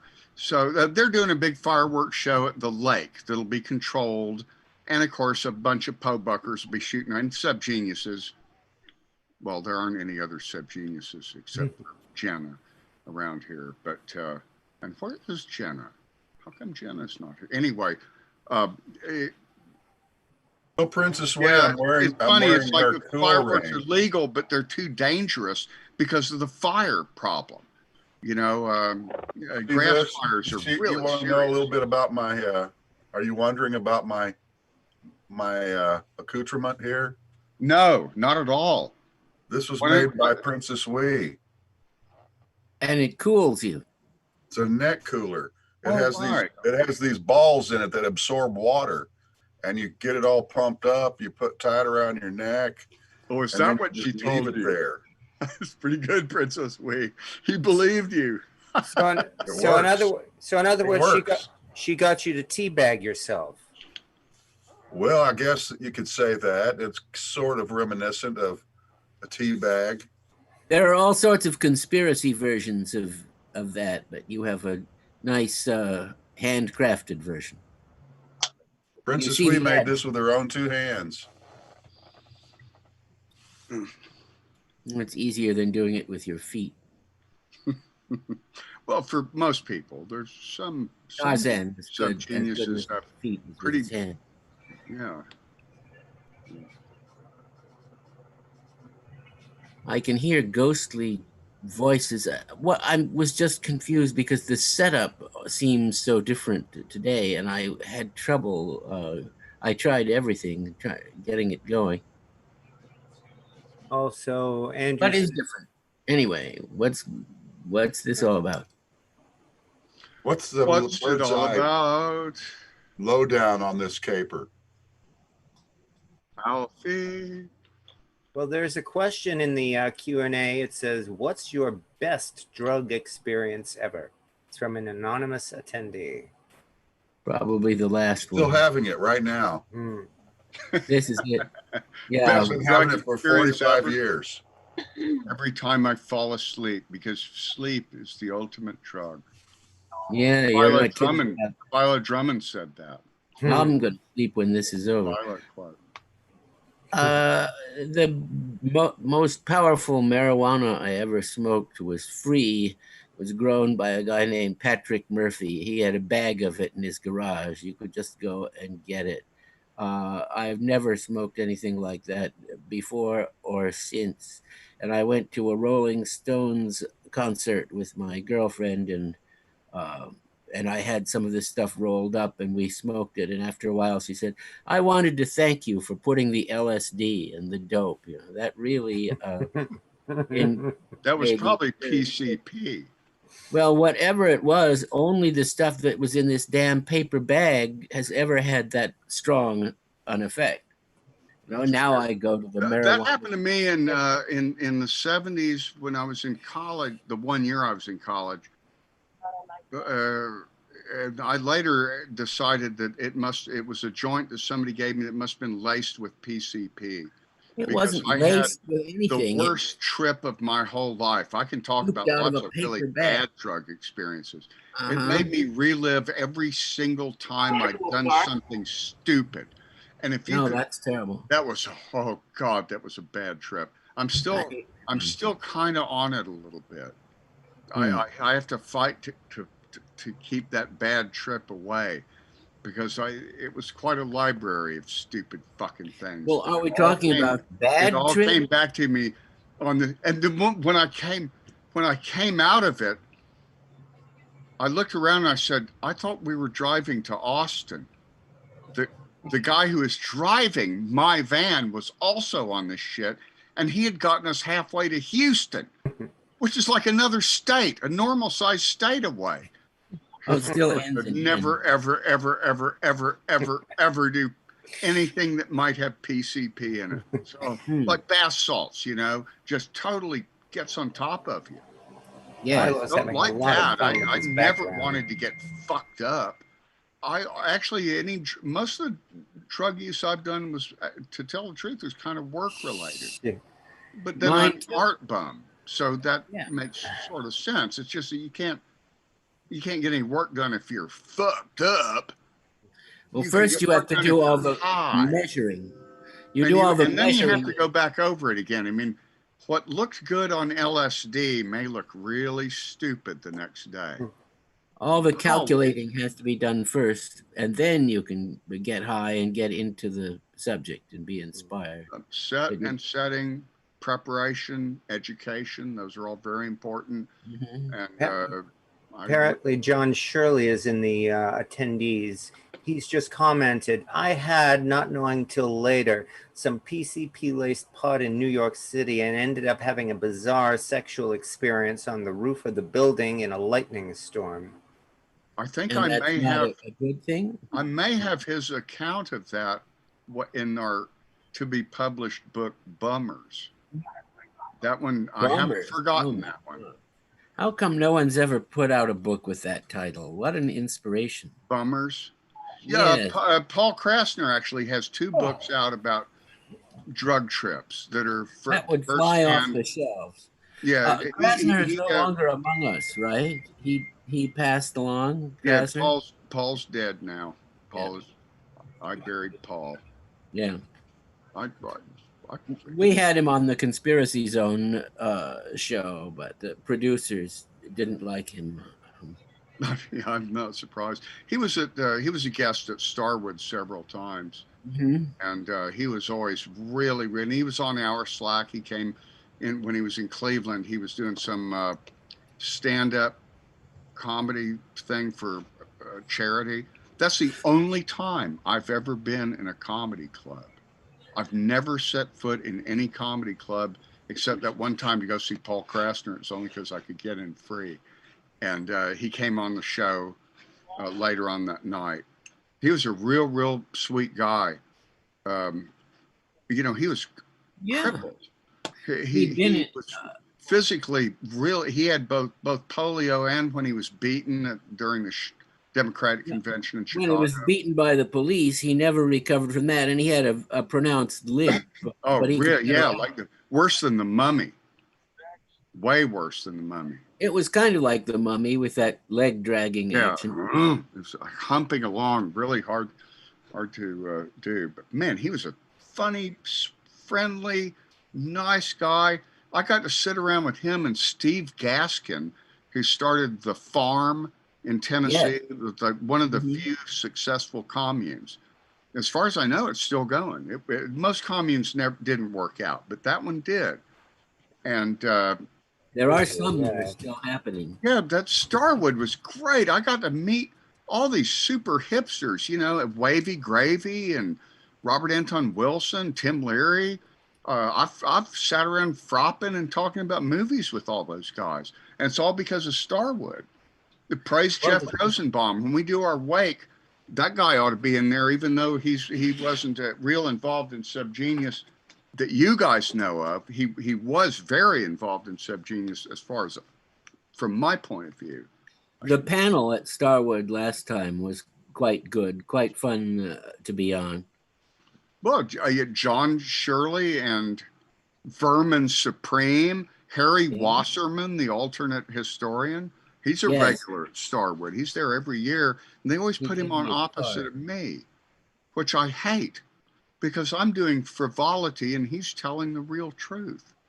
And everybody, and he only gets about a dozen people, and I get a pretty good crowd at Starwood. I'm a popular act there. I'm their mascot skeptic. You remember that time that we asked? Oh, we were at that party, that movie party, and Jim Franklin was there, and I asked Jim Franklin a question, and then he went on about 20 minutes talking about every famous person he'd ever smoked a joint with or anything. Remember that? Yeah, that was really tiresome, and I could do that, and I'm not going to. I just did for a minute. I could. I have a list that's really fucking impressive. In fact, I was thinking about it today.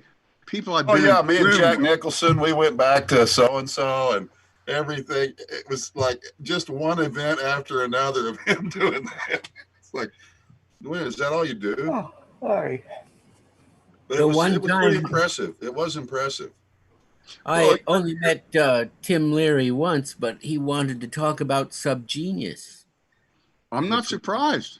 But, well, you know, I think Tim read and How to Make Friends and Influence People by Dale Carnegie, and he would he had learned that the way to make friends is to ask them to act interested in the other person and remember their name. Well, it seemed he went out of the way to pursue the subject. It seemed he went out of the way to pursue the subject. You know, he could have talked to a whole bunch of different people, but he seemed to light up and get out of boredom and be interested in talking about Bob and so forth. And this was when he was visibly sick and failing, but he was still active. I got to witness Tim Leary getting really angry because we were keeping his little boy up too late. Huh. Well, that's a good dad. Well, the Devo Shout album had a cover of a Jimi Hendrix song, Are You Experienced? And they did a video of it. I was next to the camera on every shot of that video. It was originally going to be done in Dallas, but it got moved to LA. And the little boy, there's a boy and a girl sitting on a couch with this, watching this weird shit on TV. And something comes out of TV and smashes on the wall. Well, the little boy is Tim Leary's son. The little girl was Bob Two's daughter, I think. 1 second. Onan is asking to be let back onto the panel. He's right there. Oh, he is. Okay, yeah, you're right. You're right. Is there a way I could view the whole panel like yesterday? Onan, Onan, just so you know, you're trying to get back onto the panel. So do you think we should let you? He's on the panel. I see him right there. He's on the panel. In the upper right, there's, you should be able to switch between different views, Hal. I see the lower right. Yeah. Oh, well. It's different on everyone. You're right. I did miss you at first. Differently configured today than it was yesterday, and some of the icons aren't there. Participants. Maybe I should hear that.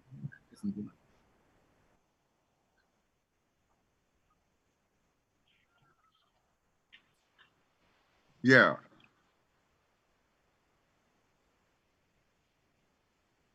Yeah. I'm looking for it, but it doesn't seem to be on my screen. That's the damnedest thing, but I'll keep looking for it. You do have to move your mouse or your cursor around. I'm doing that. Okay. It has a case of the senile jitters, too. I'm going to have to change the battery soon. Close the chat box. Maybe that'll give me more room. No, it won't close. Philo has actually removed his head some time ago, and he's been holding it on a stick and waving it back and forth.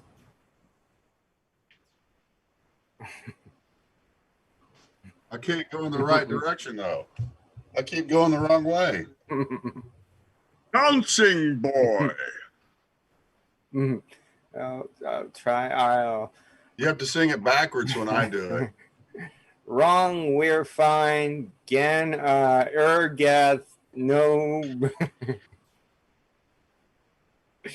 Could it be that there's some super special high security here? I'm getting these messages about how securely connected I am. That may sound like browser That's the Chinese spam. spies. What I can hear people shouting. I'd love to see whoever is there. Well.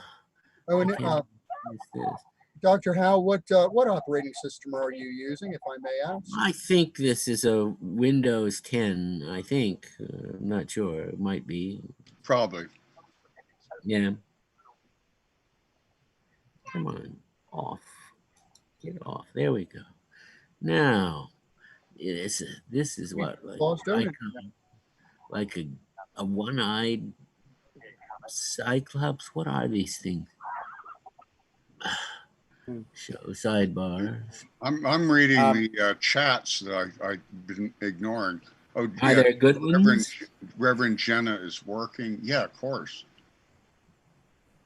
There's 16 attendees out there. We were trying to get in touch with Reverend Jenna today. Anonymous Like attendee turn this encryption off. Maybe that it won't go off. I hope Reverend Jenna shows up. She's so pretty. What's her story? She's the only subgenius in Glen Rose who isn't related to me. She's a real subgenius, fair and square. She joined the church and then noticed the return address was the podunk town that she lived in. It's like, there are no coincidences. She knew, she was like a sci-fi and goth and, young mom weirdo, knows Sister Decadence and a few other folks in common. And she'd been wanting to join the church for a while. She finally joined up and was surprised to see, what? Glen Rose? So she got on Facebook, and her name is the same as the daughter of President Bush. Yes. Or it was on Facebook. She's got an assumed name now. But it was like, Jenna Bush? No. And, the Bush Ranch is only about not even an hour from here. So that would be to consider, and on top of that, it's like, oh my God, she's really hot. So the picture was just like, why is you tend more to so than Jenna Bush? So why is a girl that good looking interested in Church of the Subgenius, which is a really unfair thing. Good looking people have their own cross to bear because she was weirdos automatically think they must be assholes, and it's not always true. She was actually a regular on the Tap House IRC chat several years back, and I actually got to know her pretty well through the chats. Really, Jenna Side? Yes. Really? Yes. A few years ago? Yes. From Texas? Yes. Yes. Well, I'll be damned. Yes. Yes. But yeah, no, she's actually been in our thing for probably close to about 10 years or so. Well, she never joined up and really looked at the website and stuff until a couple of years ago. But she's gotten to be a friend of ours. We do each other favors. I got some extra cucumbers and. Oh, wait, we haven't given Jenna any. Got to give Jenna we haven't given Jenna any cucumbers yet. Cucumbers, eh? So, yeah, we have several friends in common. There's Dr. Yes. Hi. Hi. Were you just Princess? We seem to be displaying a shirt with a mysterious Triassic flying creature on it that everybody argues about? No, Or, no, not at all. Actually, it's I had to ask her. Wait, what am I doing? I had to ask. Oh, it's a Japanese print, of course. Uh-huh. Yeah. Mm-hmm. Swell. I'm tempted to do things, but The little picture is in Hey, front there's of a dead some armadillo by the side of the road. where? By our mailbox? By our no. mailbox. Dead armadillo by the side of our mailbox.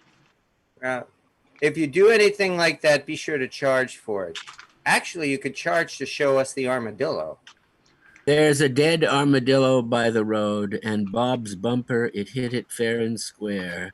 There's a twinkle in his eye, not a tear as he drives by, 'cause mean old Bob Dobbs, he just don't care. Did you go over and meet Deja? It's a different person than you think. The name is different, but it's all good. Wait, it's not the same. No, it's not the person that put on the Black Lives Matter. It's a different. Staying. I wonder if she looks skinny on Facebook and She looks is really the one that I fat met at the today Black is Lives skinny. Matter. She's not skinny, but she's skinnier. So than... there's more than one Deja. Well, it's not the same name. It's a different name. Don't worry. We'll talk about it later. Huh. Well, that was a mystery. That was a genocide-related mystery just then. What happened? It's a long story. You don't want to hear about it. But there he's more all than right. one person with the same name in this small town. It's an unusual name. And, Actually, Jenna just asked a question via Andrew and says, "Are they big cucumbers?" Hell, some of them are big enough. I'm talking BBC level. Okay, that's all you want to know. Yeah. Hearing devices. Yeah, and we got tons of them. The okra haven't started. The tomato, we grew a lot of tomatoes, but they petered out. I had to start some new plants. And, She says, "Oh my." That's probably not even the real Jenna. I don't believe it. Yeah, I want to see her. I want to see her on the show here. I'm going to put my garden on. Don't do that if you can manage it. Both counts. Oh, really? I hear residual traces of ghost voices, but I think those are coming through pressures. Pressure is probably monitoring both rooms at the same time. No, I actually have the other rooms on a headphone, so you shouldn't be able to hear it. And there's nobody in there right now. Well, there's one person. There is the Booney Ghoul is over there right now. I've instructed them to come over here, but they're holding out. So the Booney. Gotcha.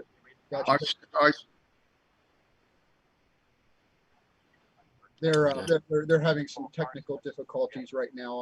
When we go back over there, I'll give them a hand getting on. Yeah, now who's having the technical difficulties? I see that Reverend Big John is watching, and I put two and two together. He's been a real big supporter, and he did the graphic the main graphic that we're using for 23X Day on Subsite. If you go to the main X Day page, there's a black and white cosmic picture with Bob. It's from some old ad that was done by Big John, as Onan explained to me. It was originally posted on Dobbs.town. Big Bad John? No, just Big John. Big John is Big Bad John. Is you gonna be here when John gets here? Well, if you ain't John, I'm gone. Anyone recognize that one? Yeah. Not that one. Brother Dave Gardner. He would not be considered tolerated.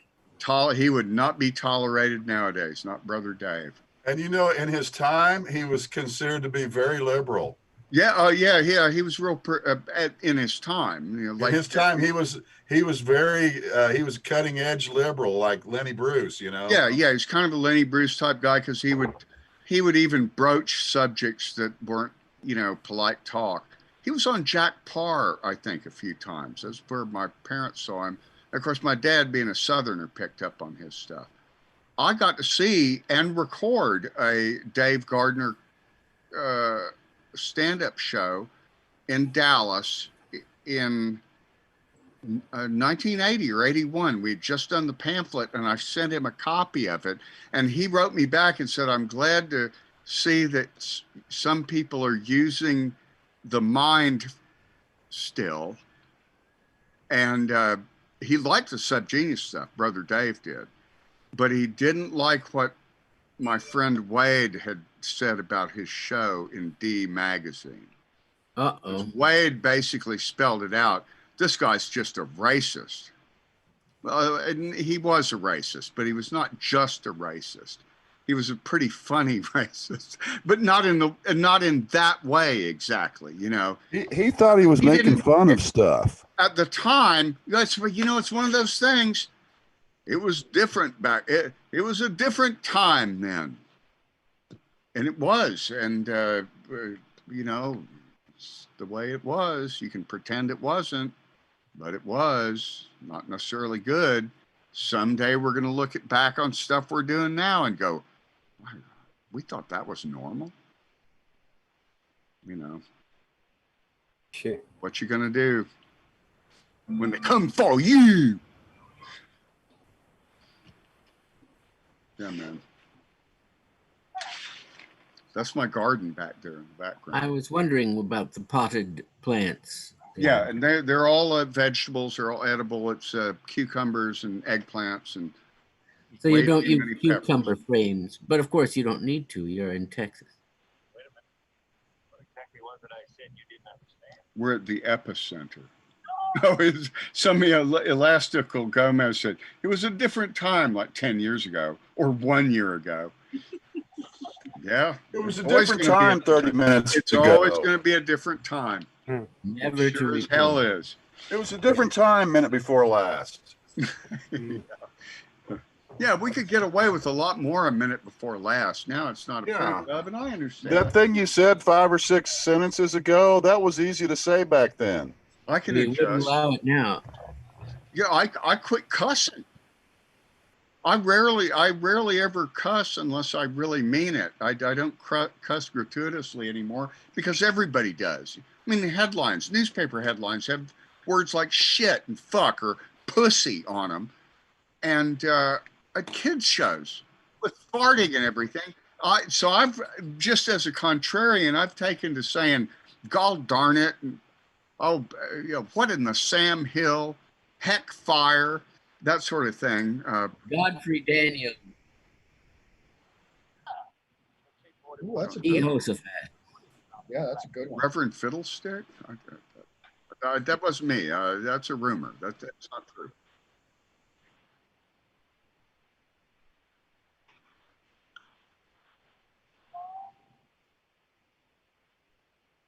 He left it in the hotel.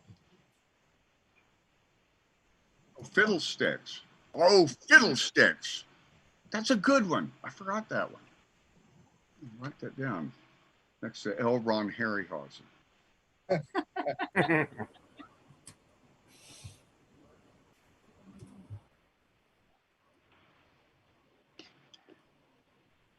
Is it a subgenius? Boy, I'm having trouble keeping up with them all. Is it a real subgenius or a fake name? Constantly mutating verbal landscape. Actually, just about nobody who has requested to come to this thing has turned out to be a faker. It's real easy for me to look, if they give me a name or even just an email, if it's something similar to when they joined, even if it was 15 years ago, it'll pop up and I can tell. And I hadn't had anybody trying to creep in or sneak in exactly under false pretenses that I know of. And if they did, congratulations. But the funny thing is, do you have any individuals in mind? Not that I'm expecting. We have 16 attendees. I must have had 50 or 60 people at least ask me for the password, and they haven't tried it yet. Don't look But- now, Buck. So it's folks think they're gonna do that, but they haven't gotten around to it. That Of course, is a these have digitally been derived working. habit. Yeah, it's just now people are just now getting off their regular day jobs.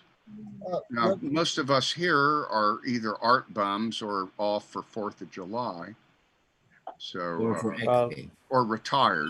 Andrew, naked people at X Day is hardly an exception. Yeah, well, I was going to ask if you'd like me to pull him in as a panelist. Who, Andrew? Yeah, Andrew claims he's buck naked, so. No, nothing. Yeah, I think he's talking about that buck naked. Oh, that's a line. Go ahead and bring Andrew in. I am buck naked. That was actually a line from Friends or some TV show. Okay. You see, that's before mine. Yeah, that was a line from some old TV show that we ran in the media barrages. Why does my memory have that kind of trivia in it? I can't remember anything important from yesterday. I know the name of every B actor in The Wolf Man.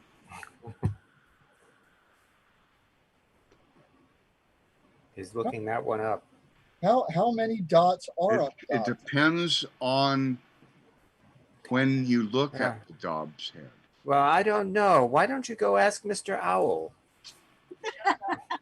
Well, it's of different sizes. The larger ones have more dots. The classic icon has a certain number of dots, but well, the true number may never be known.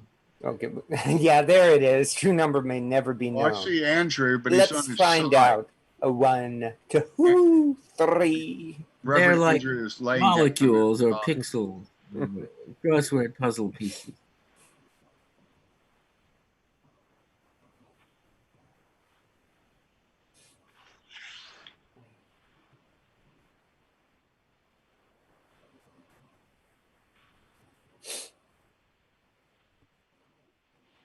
Oh, the yellow pages clip art Dobbs head. But what about the photograph of the actual guy that?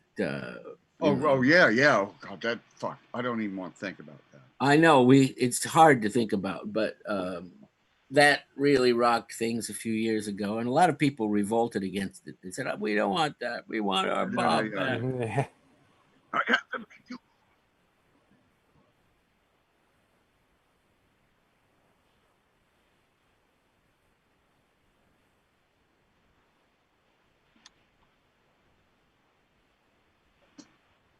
Oh no! Oh no! And every Dobbs head tells a story.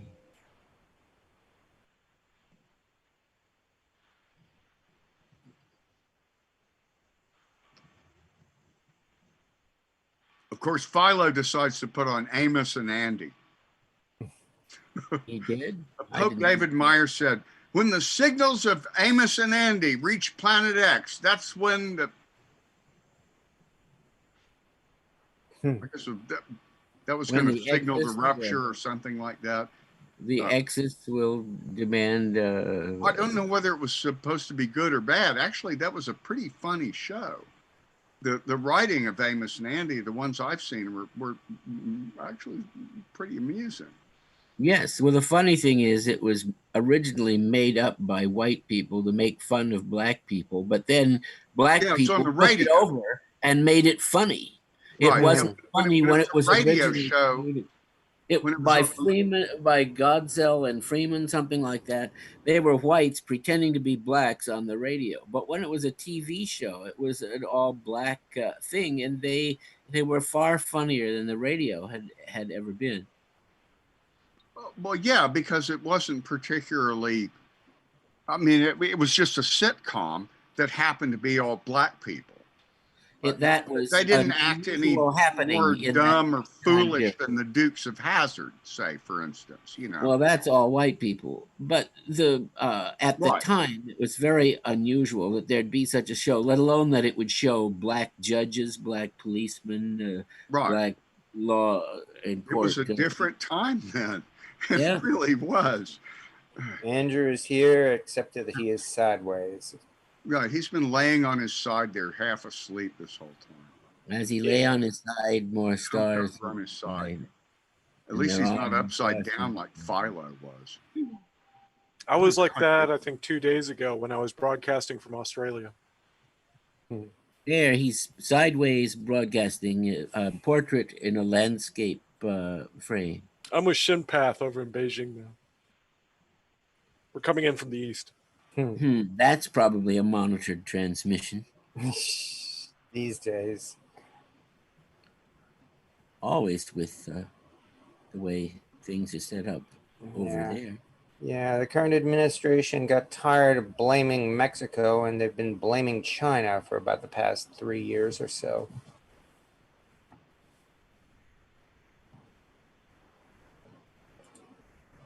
Oh, somebody there on the chat was asking about the Dobbs head in The Wizard of Speed and Time, the rarely seen movie by Mike Jitlov.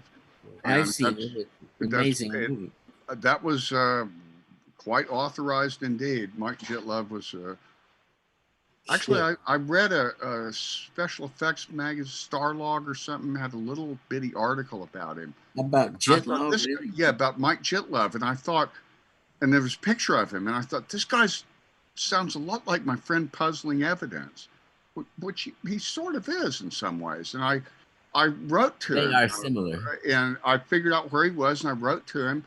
And the next thing you know, he had sent me an autographed copy of Wizard of Speed and Time, and I've got a poster in our bedroom autographed, the Kelly Freeze poster for Wizard of Speed and Time, autographed by Jitlov. And we were corresponding, and he did a whole Subgenius font set back in the day.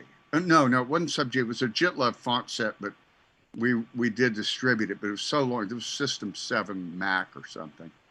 He was on Mac also. And, he's a math guy who then got into filmmaking, much like the guy in Dallas that did that movie Primer, who's also a math guy who suddenly decided to be a filmmaker. Strange. Jitlov got burned so bad by Hollywood that he quit his job and slacked off. It shows in the movie how he gets treated by Hollywood. Yeah, the movie is apparently it's a true story. A documentary was really happening. The producers are screwing him over, but then finally, because it's this movie, he gets out of it in a preposterous way by diving to the bottom of his swimming pool and not coming up until the producers allow him to have the rights. And of course, it's a dumb. Again, he really did that. He really held his breath that long. Oh, really? I thought it was a dumb. Nope. No. Jitlov's weirder than you can imagine. I seem to recall that he did some special effects for that mainstream movie Ghost. That's right. He did the creeping little animated ghost things that you see. That's about the only mainstream job that I know of him doing. He worked for Disney a little bit, but it didn't turn out well. I can't imagine. Working for Disney never does. Byron worked for Disney. In fact, Swami Satellite Weaver still works for Disney. He designs rides and shit. Oh, doesn't Mark Mothersbaugh still do work with Disney? I don't know. Here's one. Anybody who'll pay him, I'm sure. Can anybody recall the name of the person who made the Atomic Cafe, that famous documentary on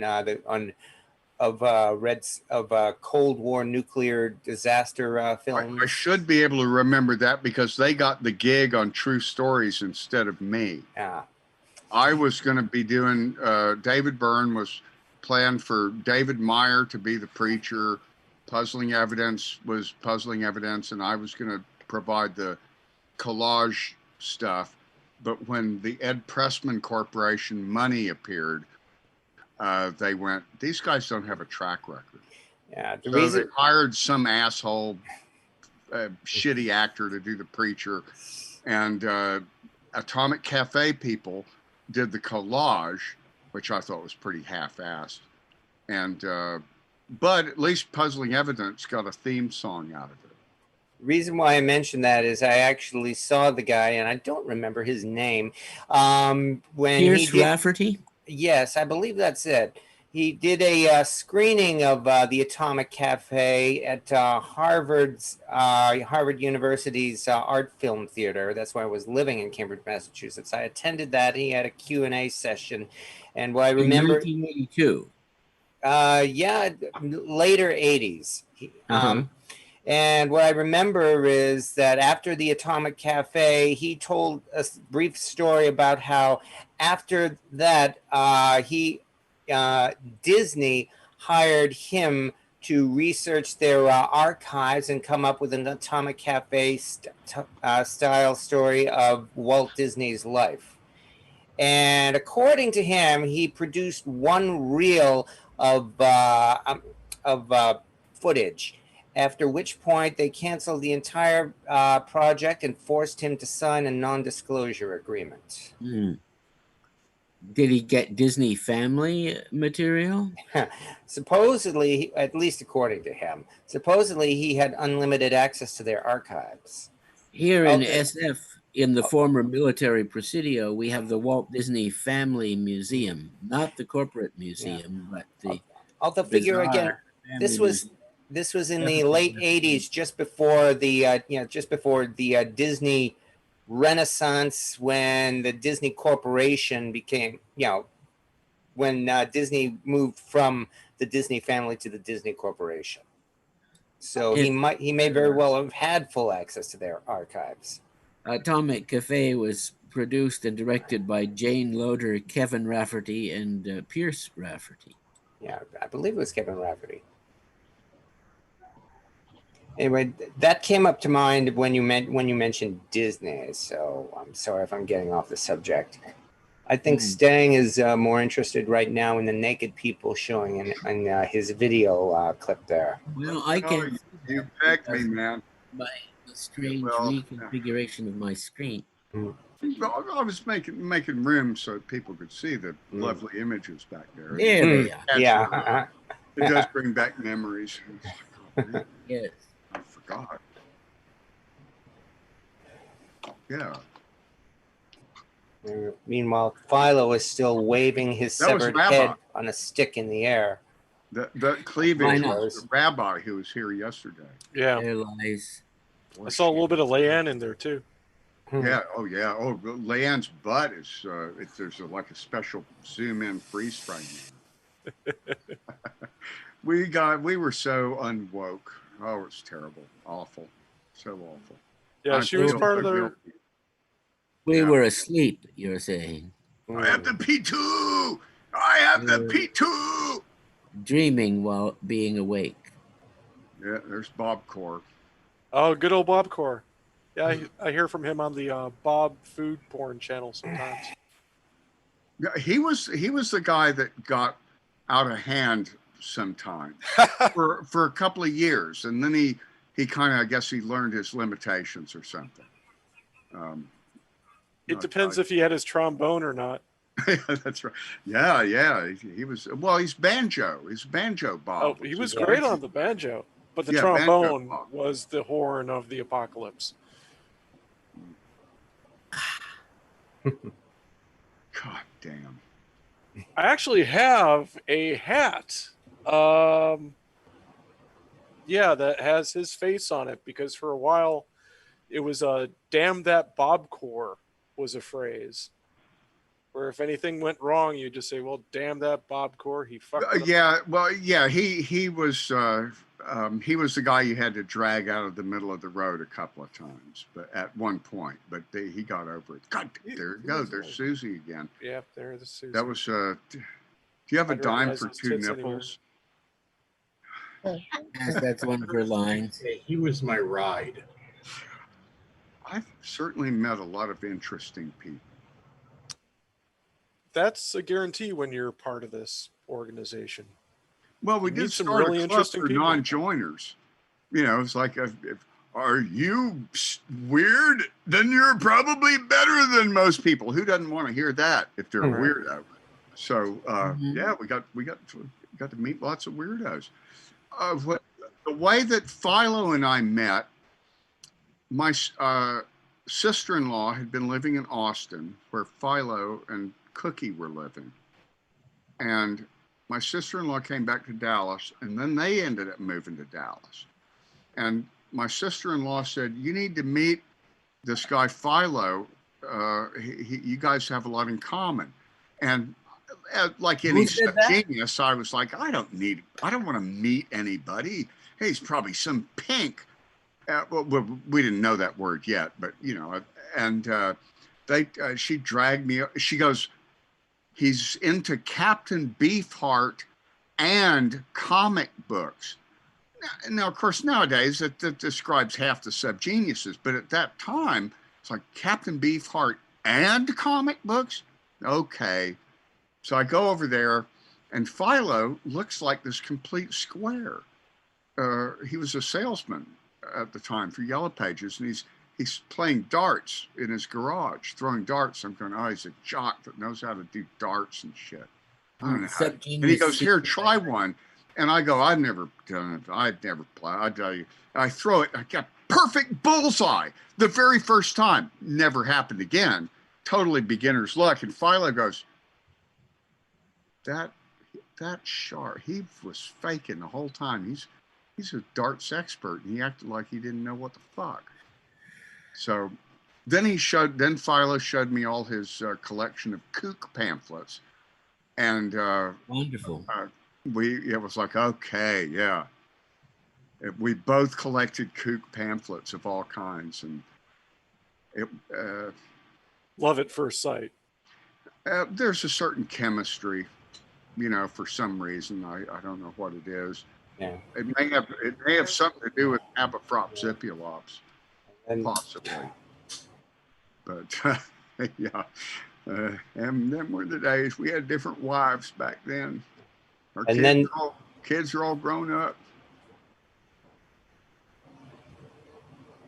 No, I can't think of any. Oh, a couple of times, Dr. Drummond, we'd be about ready to go to a movie, and we were late to get to the movie, and you go, oh, I need to roll a joint first. And Monty would just go nuts. God damn it, you guys in your goddamn pot. We're going to be late for the movie. Of course, he died of drug overdose himself, so what the fuck was he talking about? It's so ironic, so sad. Oh, well, look at that young actor playing me. That's Johnny Depp with a little bit of makeup. There's what's her name? Scarlett Johansson, Susie. I think I just saw Lilith, too. Yeah, those are the aminos. A flash of Magdalene in there. It's funny, the amino acids don't look any different now. They look exactly the same now as they did 20 years ago. Isn't that funny? Well, they're aliens. Yeah, they were from out of space.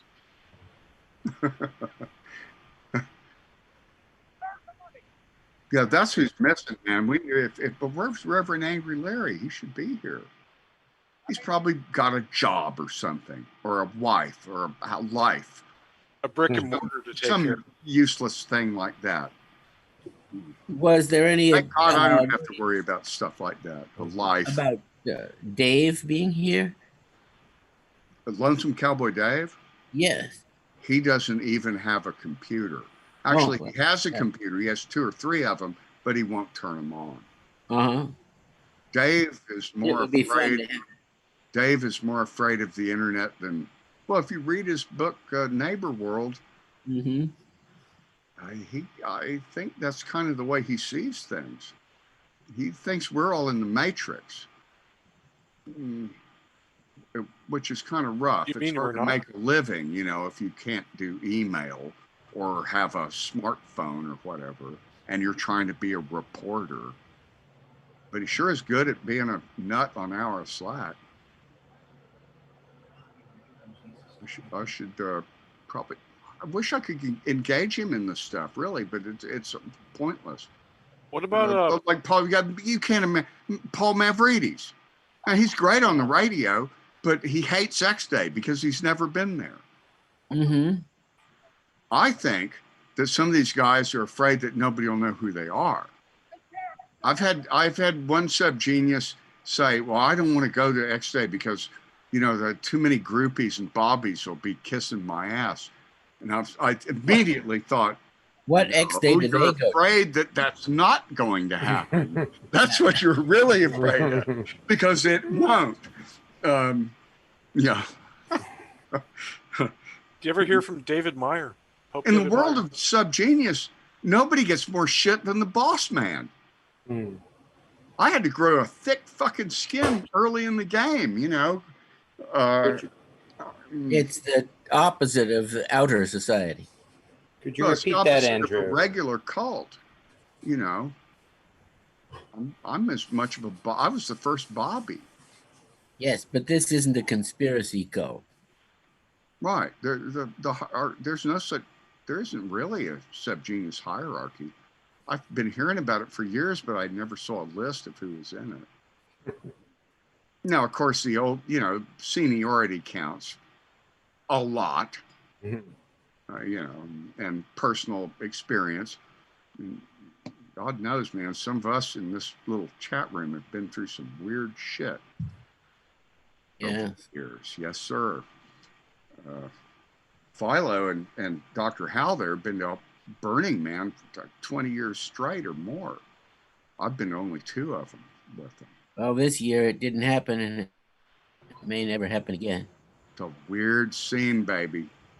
Yeah. I would do it over. I'd go every year if I could. It's just too expensive. And it's right after F Day in Star Wars. I'll be back in a minute. Well, just getting to the desert. We can't go anywhere anyway. We have responsibilities now. You've got the livestock to take care of and the plants to water. No, mainly it's we mama. we got a mother-in-law that we have to water and, you know, tend. I don't have any livestock, just the dogs. What about the 3 kitty cats? Well, and them. But I'm actually really glad not to have to drive to Ohio or even Wisteria. Oh, sure. There is that aspect. I was really getting burned out on that. My plan is, from now on, is to fly to Kentucky where Philo lives, and then we both drive over to Wisteria. It's only about 4 hours away. Road trip. Yeah. But I don't want to drive to Cleveland ever again. Ever. I did that 30 times. It's not a good drive. It's not like a scenic drive. It is if you have a week to do it in, but if you take the interstate, it's just, you know, it's fucking interstate through Tennessee and Arkansas, and Kentucky and Tennessee. And Ohio. It's fucking horribly boring. Everything east of the Rockies is boring looking, by definition, pretty much. There's just little pockets where there's some nice eroded things. Everything in the West, oh man, if I was going to live anywhere else, it would be Moab, Utah, because it's real near Canyonlands and Arches, and that's just the most beautiful place.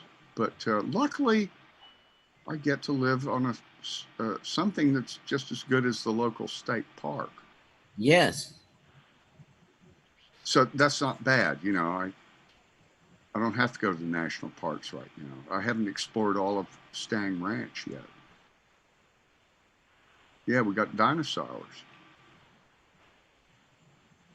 Can't wait to get Dr. Hal here and show him the rock of snails. It's this boulder that's it's just nothing but what are those snails? The little Are they sizable snails? They're small. They're no different from the same species nowadays. They haven't changed in 100 million years, but they're fossilized, and it's a boulder that's nothing but these beautiful cross sections and slices of these fossilized snails. It's they have it's used as building material in really fancy places. Something limestone. Oh well. Anyway, yeah, yeah. I lucked out, and it's because I served Bob and I sent in my $30 early when it was only $10. That's right. If you actually follow through, the prophecies invariably turn out to be more or less correct. So I got to keep going at this for another 20 fucking years. Is that what you're telling me? You'll Just- eventually get laid. Yeah. Well, I got proof I Sooner did or that later, once, you'll man. get laid. It might be 20 or 30 years, but it'll be worth it. Well, no, he definitely has proof that he got laid. I mean, Once. It happened a long while ago. Oh, yeah, that's right. He does have a kid.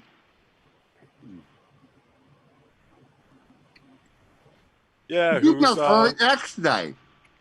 Yes, I did. Yeah. You met her at VXDAY. We met at 2000 and we're married by 2001. I remember her. I talked to her on the phone, and she sounded like she was from Texas. I was real surprised. And then we met her, and she was gorgeously beautiful. Yep. Like, why the fuck is she hanging around with us? Her dad was really concerned. The usual question with every subgenius wife: how did he score that? So, but then, of course, then there's the occasional divorce. Yeah. If Well, only we had a we good could run. do divorces as well as weddings, we'd be in the money. Lawyers make a lot more off divorces than preachers do off weddings. I keep telling our that kid, is certainly quit true. mentioning Bob around the ex. She kind of gets a little bit pissy about it. That would be a good reason to tell him to keep mentioning Bob. Yeah. Now he wants to go to school and spread the word of Bob now, and he's about to enter 8th grade. I'm like, please don't. You're going to get the parent-teacher association on my ass so quick. One can be because a subtle times were different, Times are different. Back when I was his age, yeah, we were all talking about Bob. Now you can't do that. People will take you seriously.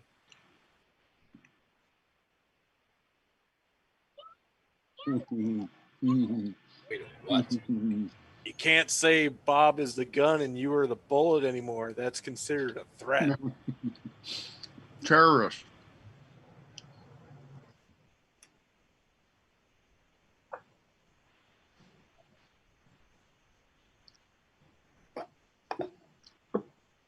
You got the power and money.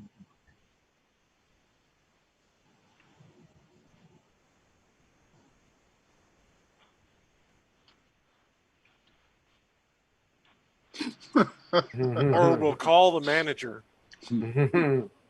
Bless your heart. That sounds like the Church of the Sub Karen.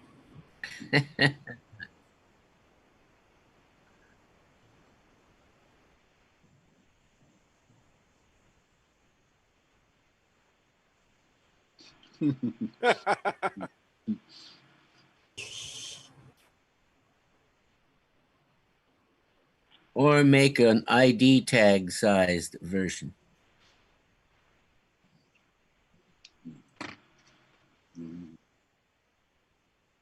The Bob stops here. Be sure to mail one of those to our president, who simply does not want to accept that responsibility. That would motivate him.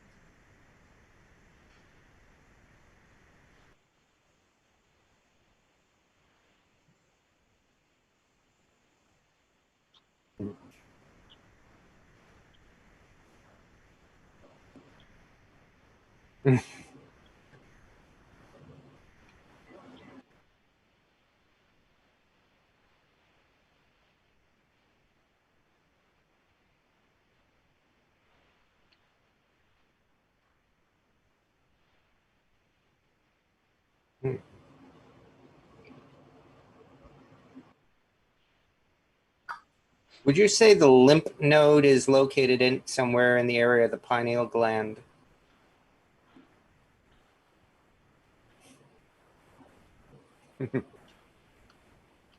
What's the dopey node connected to? Oh, okay. That's how it links together. Don't forget I the wasn't there that day.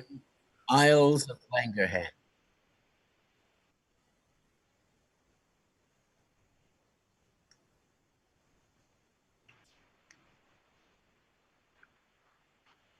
Yeah, Yeah. So your bones become less funny as you grow old. Well, given how many of my bones are aching these days, I think I can understand that. But your bones tell you when the weather changes? What was that list that Stang had about all those different real, people say you gotta have sex, you gotta have food, and Stang came up with this other list that was so accurate, including things like your back not hurting. Yeah. That was number 9, I think. The it was right to actually pee. ahead of sex. Sex was surprisingly far down the list because it was basic stuff like air, Peeing freely. drinking, peeing, yeah, eating, and it ended up with, I think, wash your ass, which we kind of took from Red Fox. But yeah, it was right. Not a bad piece of Pyramid of advice. Slack, and then there was also Bob's 7 Keys to Magic, which started with "Get off your ass," and what? It's all in that. Oh, I remember. It's all in that old book we did. Get off your ass. Watch your ass. Wash your ass. Yeah, but it was like 7 of them. Cover your ass was one of them. Mm-hmm. No, survey says? Not on it? Okay. Sorry, you got the first X, Argus.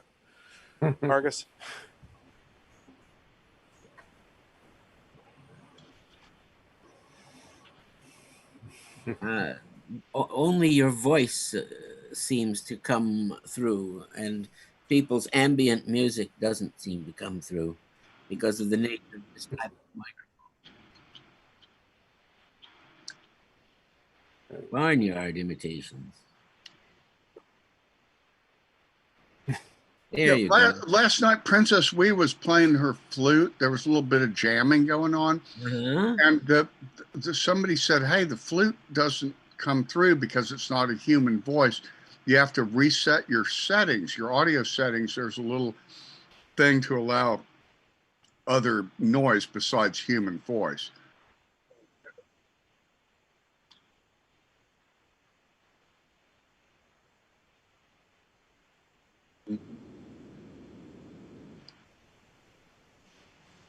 Which window? And which is the first window? The first window you open in the morning to get a deep breath of fresh air.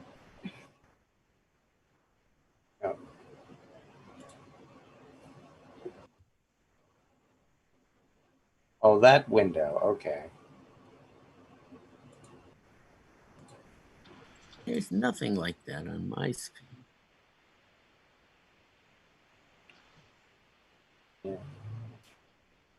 Yeah. Well, yes, Hal,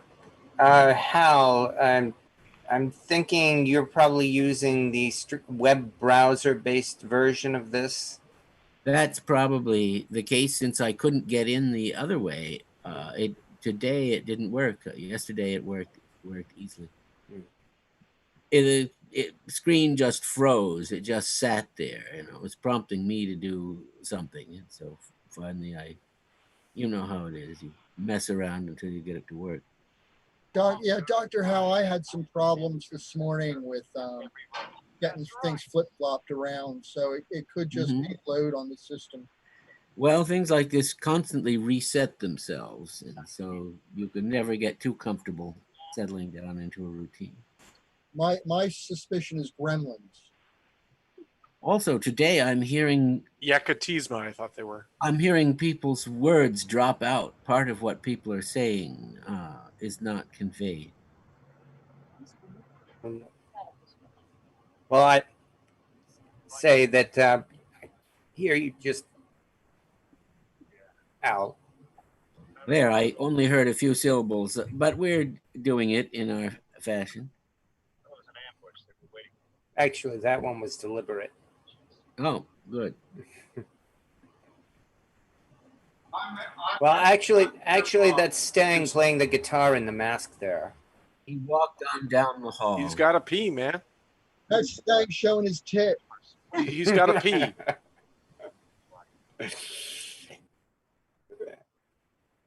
Oh, actually, that's Stang too. Yeah, Stang's the vagina on Yeah. It was a tour de force like Tony Randall in The Seven Faces of Dr. Lowe, where Stang played 7 simultaneous parts. And that, for oh, I hope award. that wasn't Stang's ass. Didn't get. Yeah. I He's was probably there in that Jinko giant chamber. ass myself, which was set on fire. David Apocalypse was actually present at this occasion. You see, Chicken John built an enormous ass in the desert, and then I was inside it answering questions. It shot fire out from between the buttocks. It was deliberately the ugliest thing at Burning Man. And it was in a place where there were all sorts of beautiful things, glowing temples and artificial trees. And then there was this hideous giant butt with pimples and giant hair and so forth that shot out fire. And inside, to minimize it all, I answered people's questions. And then finally they set it on fire with me in it, but I got out. Are you sure? Did you die? I was able to get out of it because I could see the way things were going. But so there I can literally say I was inside a butt. Fossil in the desert. Are you aware of this book, Dr. Howell? Yes, I don't think I have that particular book. I have a similar book called Fossil Legends of the First Americans. Right. Yeah. It's about how the legends of cyclopses and griffins may very well have been inspired by dinosaur skeletons in Greece and Middle East. They may indeed. It actually correlates the trade routes with dinosaur skeleton and fossil beds. Or it may simply mean that griffins and dragons resemble some features in dinosaurs through convergent evolution rather than a relationship. Well, of course. The griffin is larger than the Protoceratops skull, which supposedly inspired. In fact, a true griffin would be of dinosaurian dimensions, according to Mallory, and possess a serpent's tail held in a heraldic position, the full name being Falco leonis serpentis, the forequarters of a falcon, although it possesses the ear of the lion as well, and the body of the lion, winged in the Pegasus style, and then the serpent's tail held in an upward bending loop. Thank you, Mr. Know-It-All. Update. Reverend 80 says, I just tried calling Susie and have left a message. So there's a chance we may be able to talk with her over the phone. That would be great. And when she was talking, we could flash an image from the past. So that is... Yes. A parade of multitude.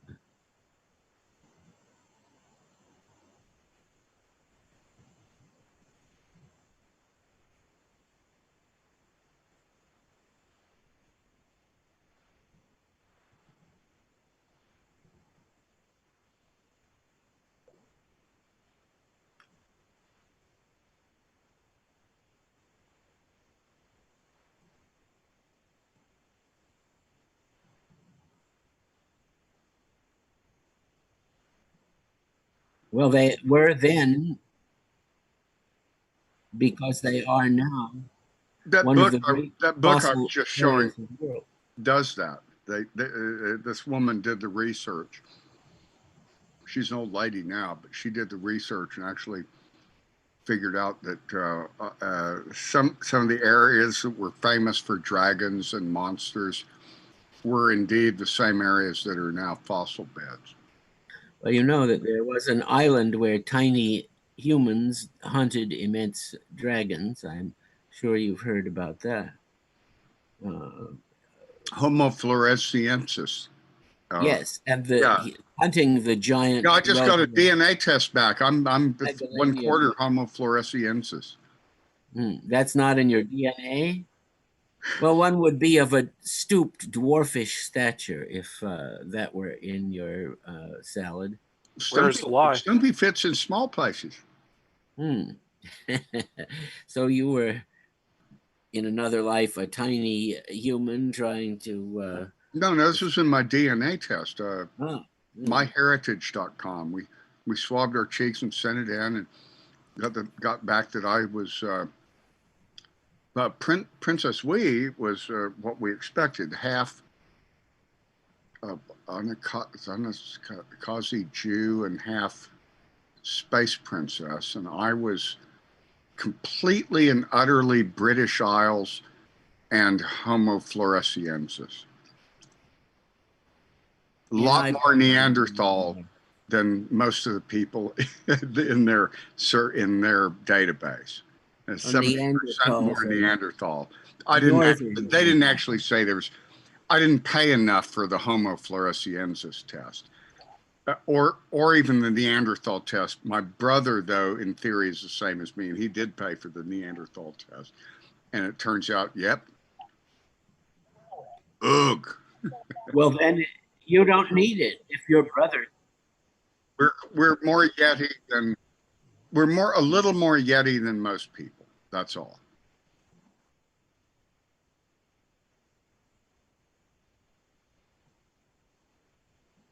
No. It costs about. Middleman is not necessary here. It costs $50 or $60 to get those things analyzed.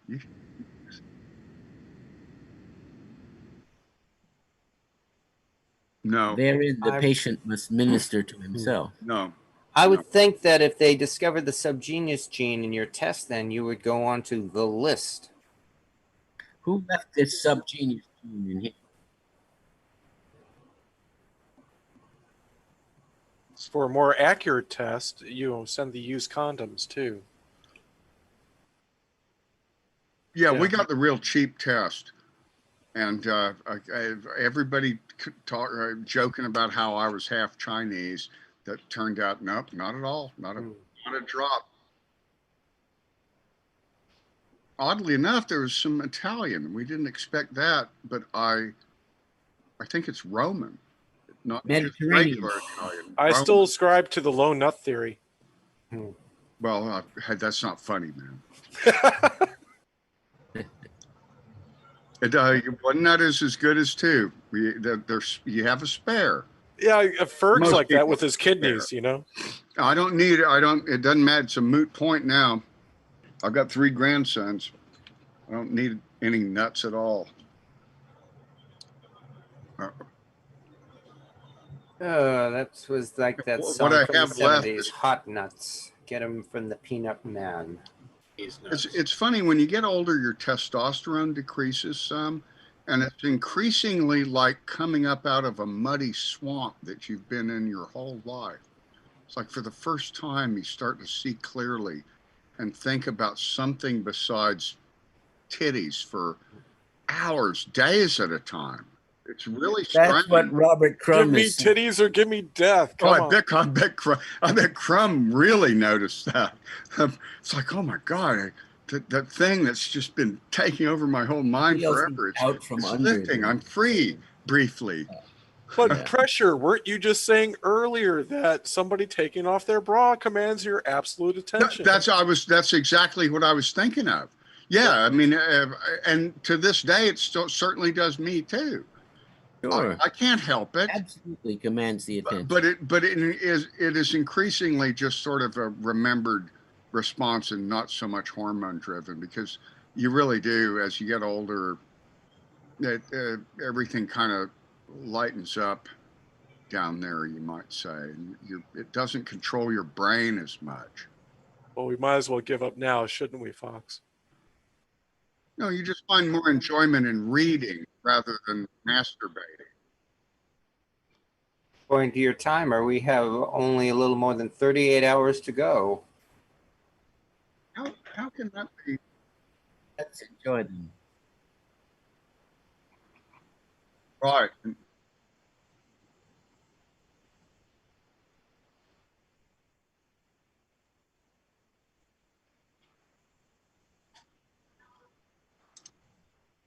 Me? Central. It's 4:45 here. 2:43 here.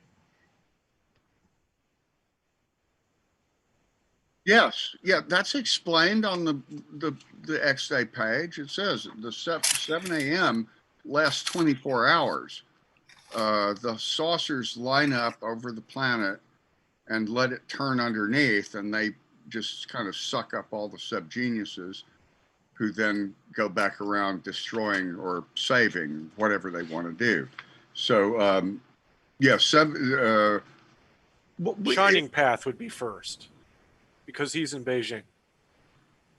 On other actually, side, no, I think or Shanghai. Australia is further east.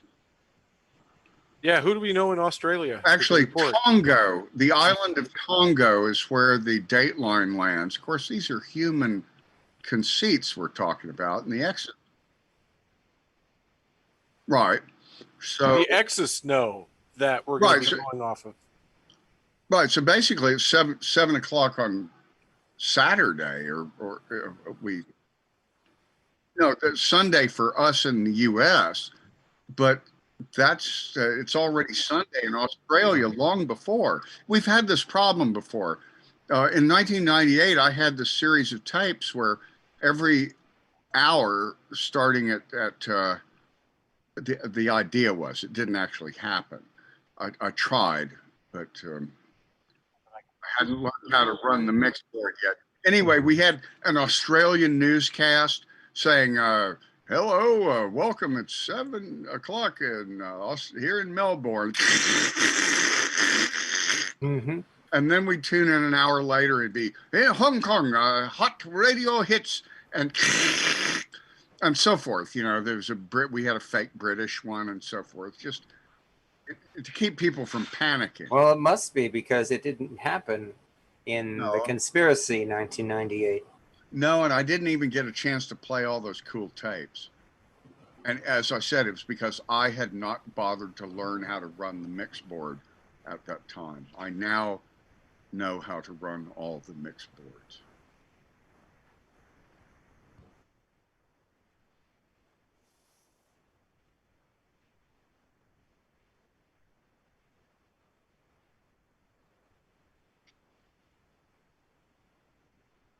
Very good question. Well, traditionally it's been Eastern Standard Time, 7 a.m., just because we were in Ohio and New York when we would do the big gatherings. And I'm planning, okay, I've got to get up at before 6 in the morning to be at the East Coast 7 a.m. Then I have to stay awake until 7 a.m. Texas time to do the Central Time one. Then I might stay awake to do Mountain Time, but I'm probably just going to have a little sign set up for California that says, oh, fuck it, I'm going back to bed. That's actually, in theory, everyone's already read that plan.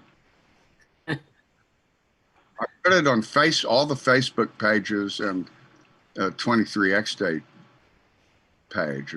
But it's like the schedule, the printed X-Day schedule. All day long, people come up to me and go, what's going on today, Reverend Stang? They're holding the fucking schedule in their hands. They can't look at it. Bunch of shit.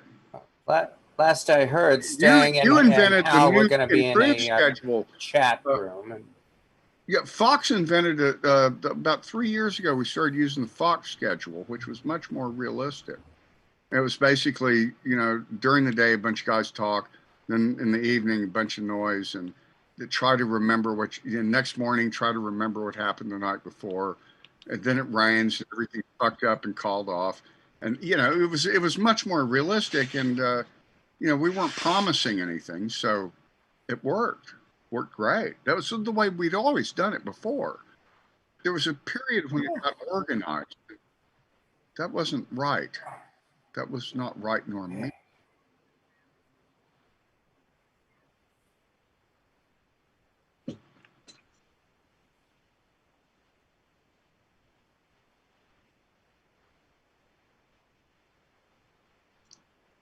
Well,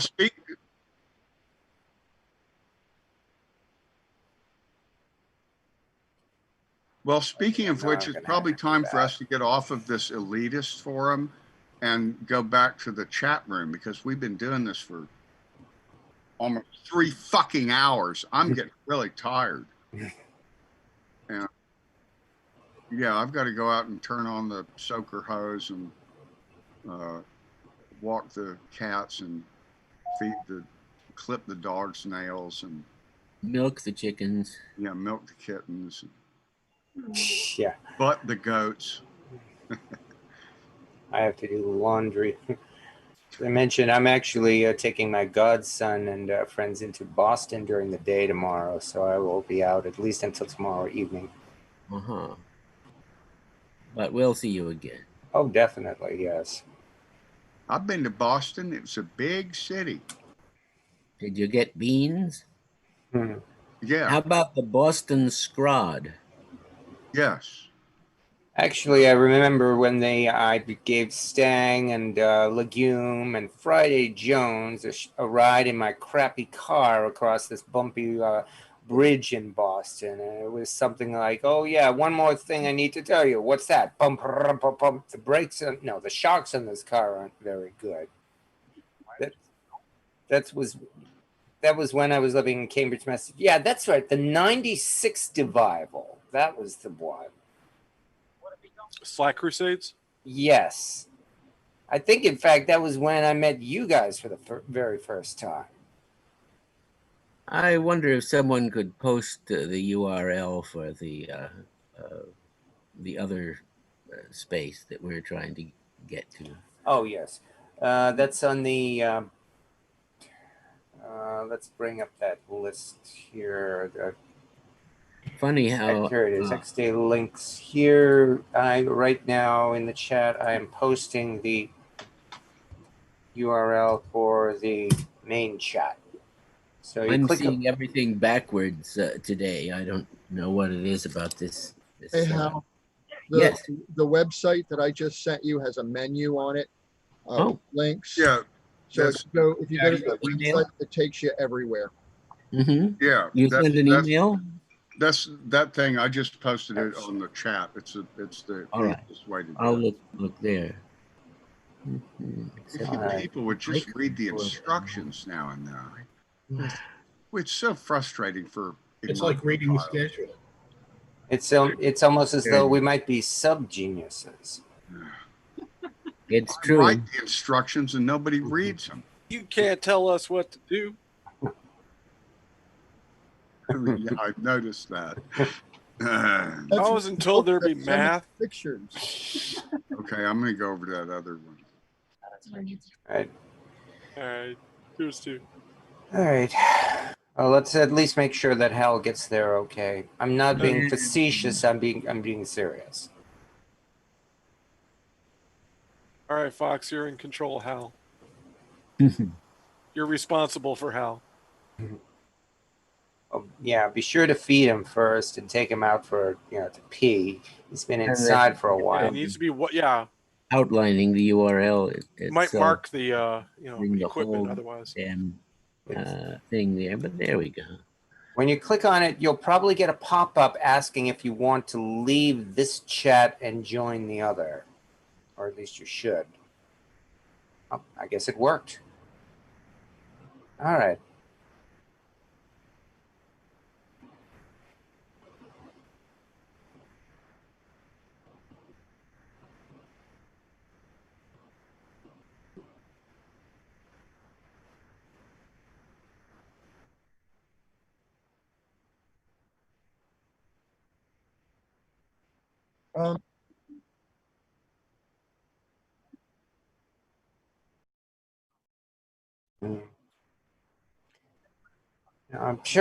I'm sure Stang's honest enough that if we use the subgenius.com donate button, he would probably forward it to Hal.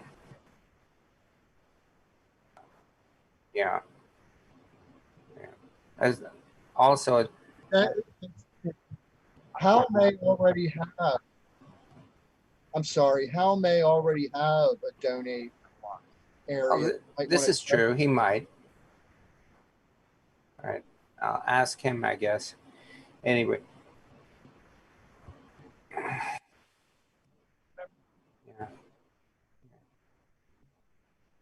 Right. Anyway, I have to go back to the real world for a couple of hours and do my laundry. So. That's exactly what I'm going to go do right now too. Is take a nap. Well, no offense, pressure. Just at least make sure that somebody in the main chat has admin privileges. I'm not sure I do at this point. And we better check on it first.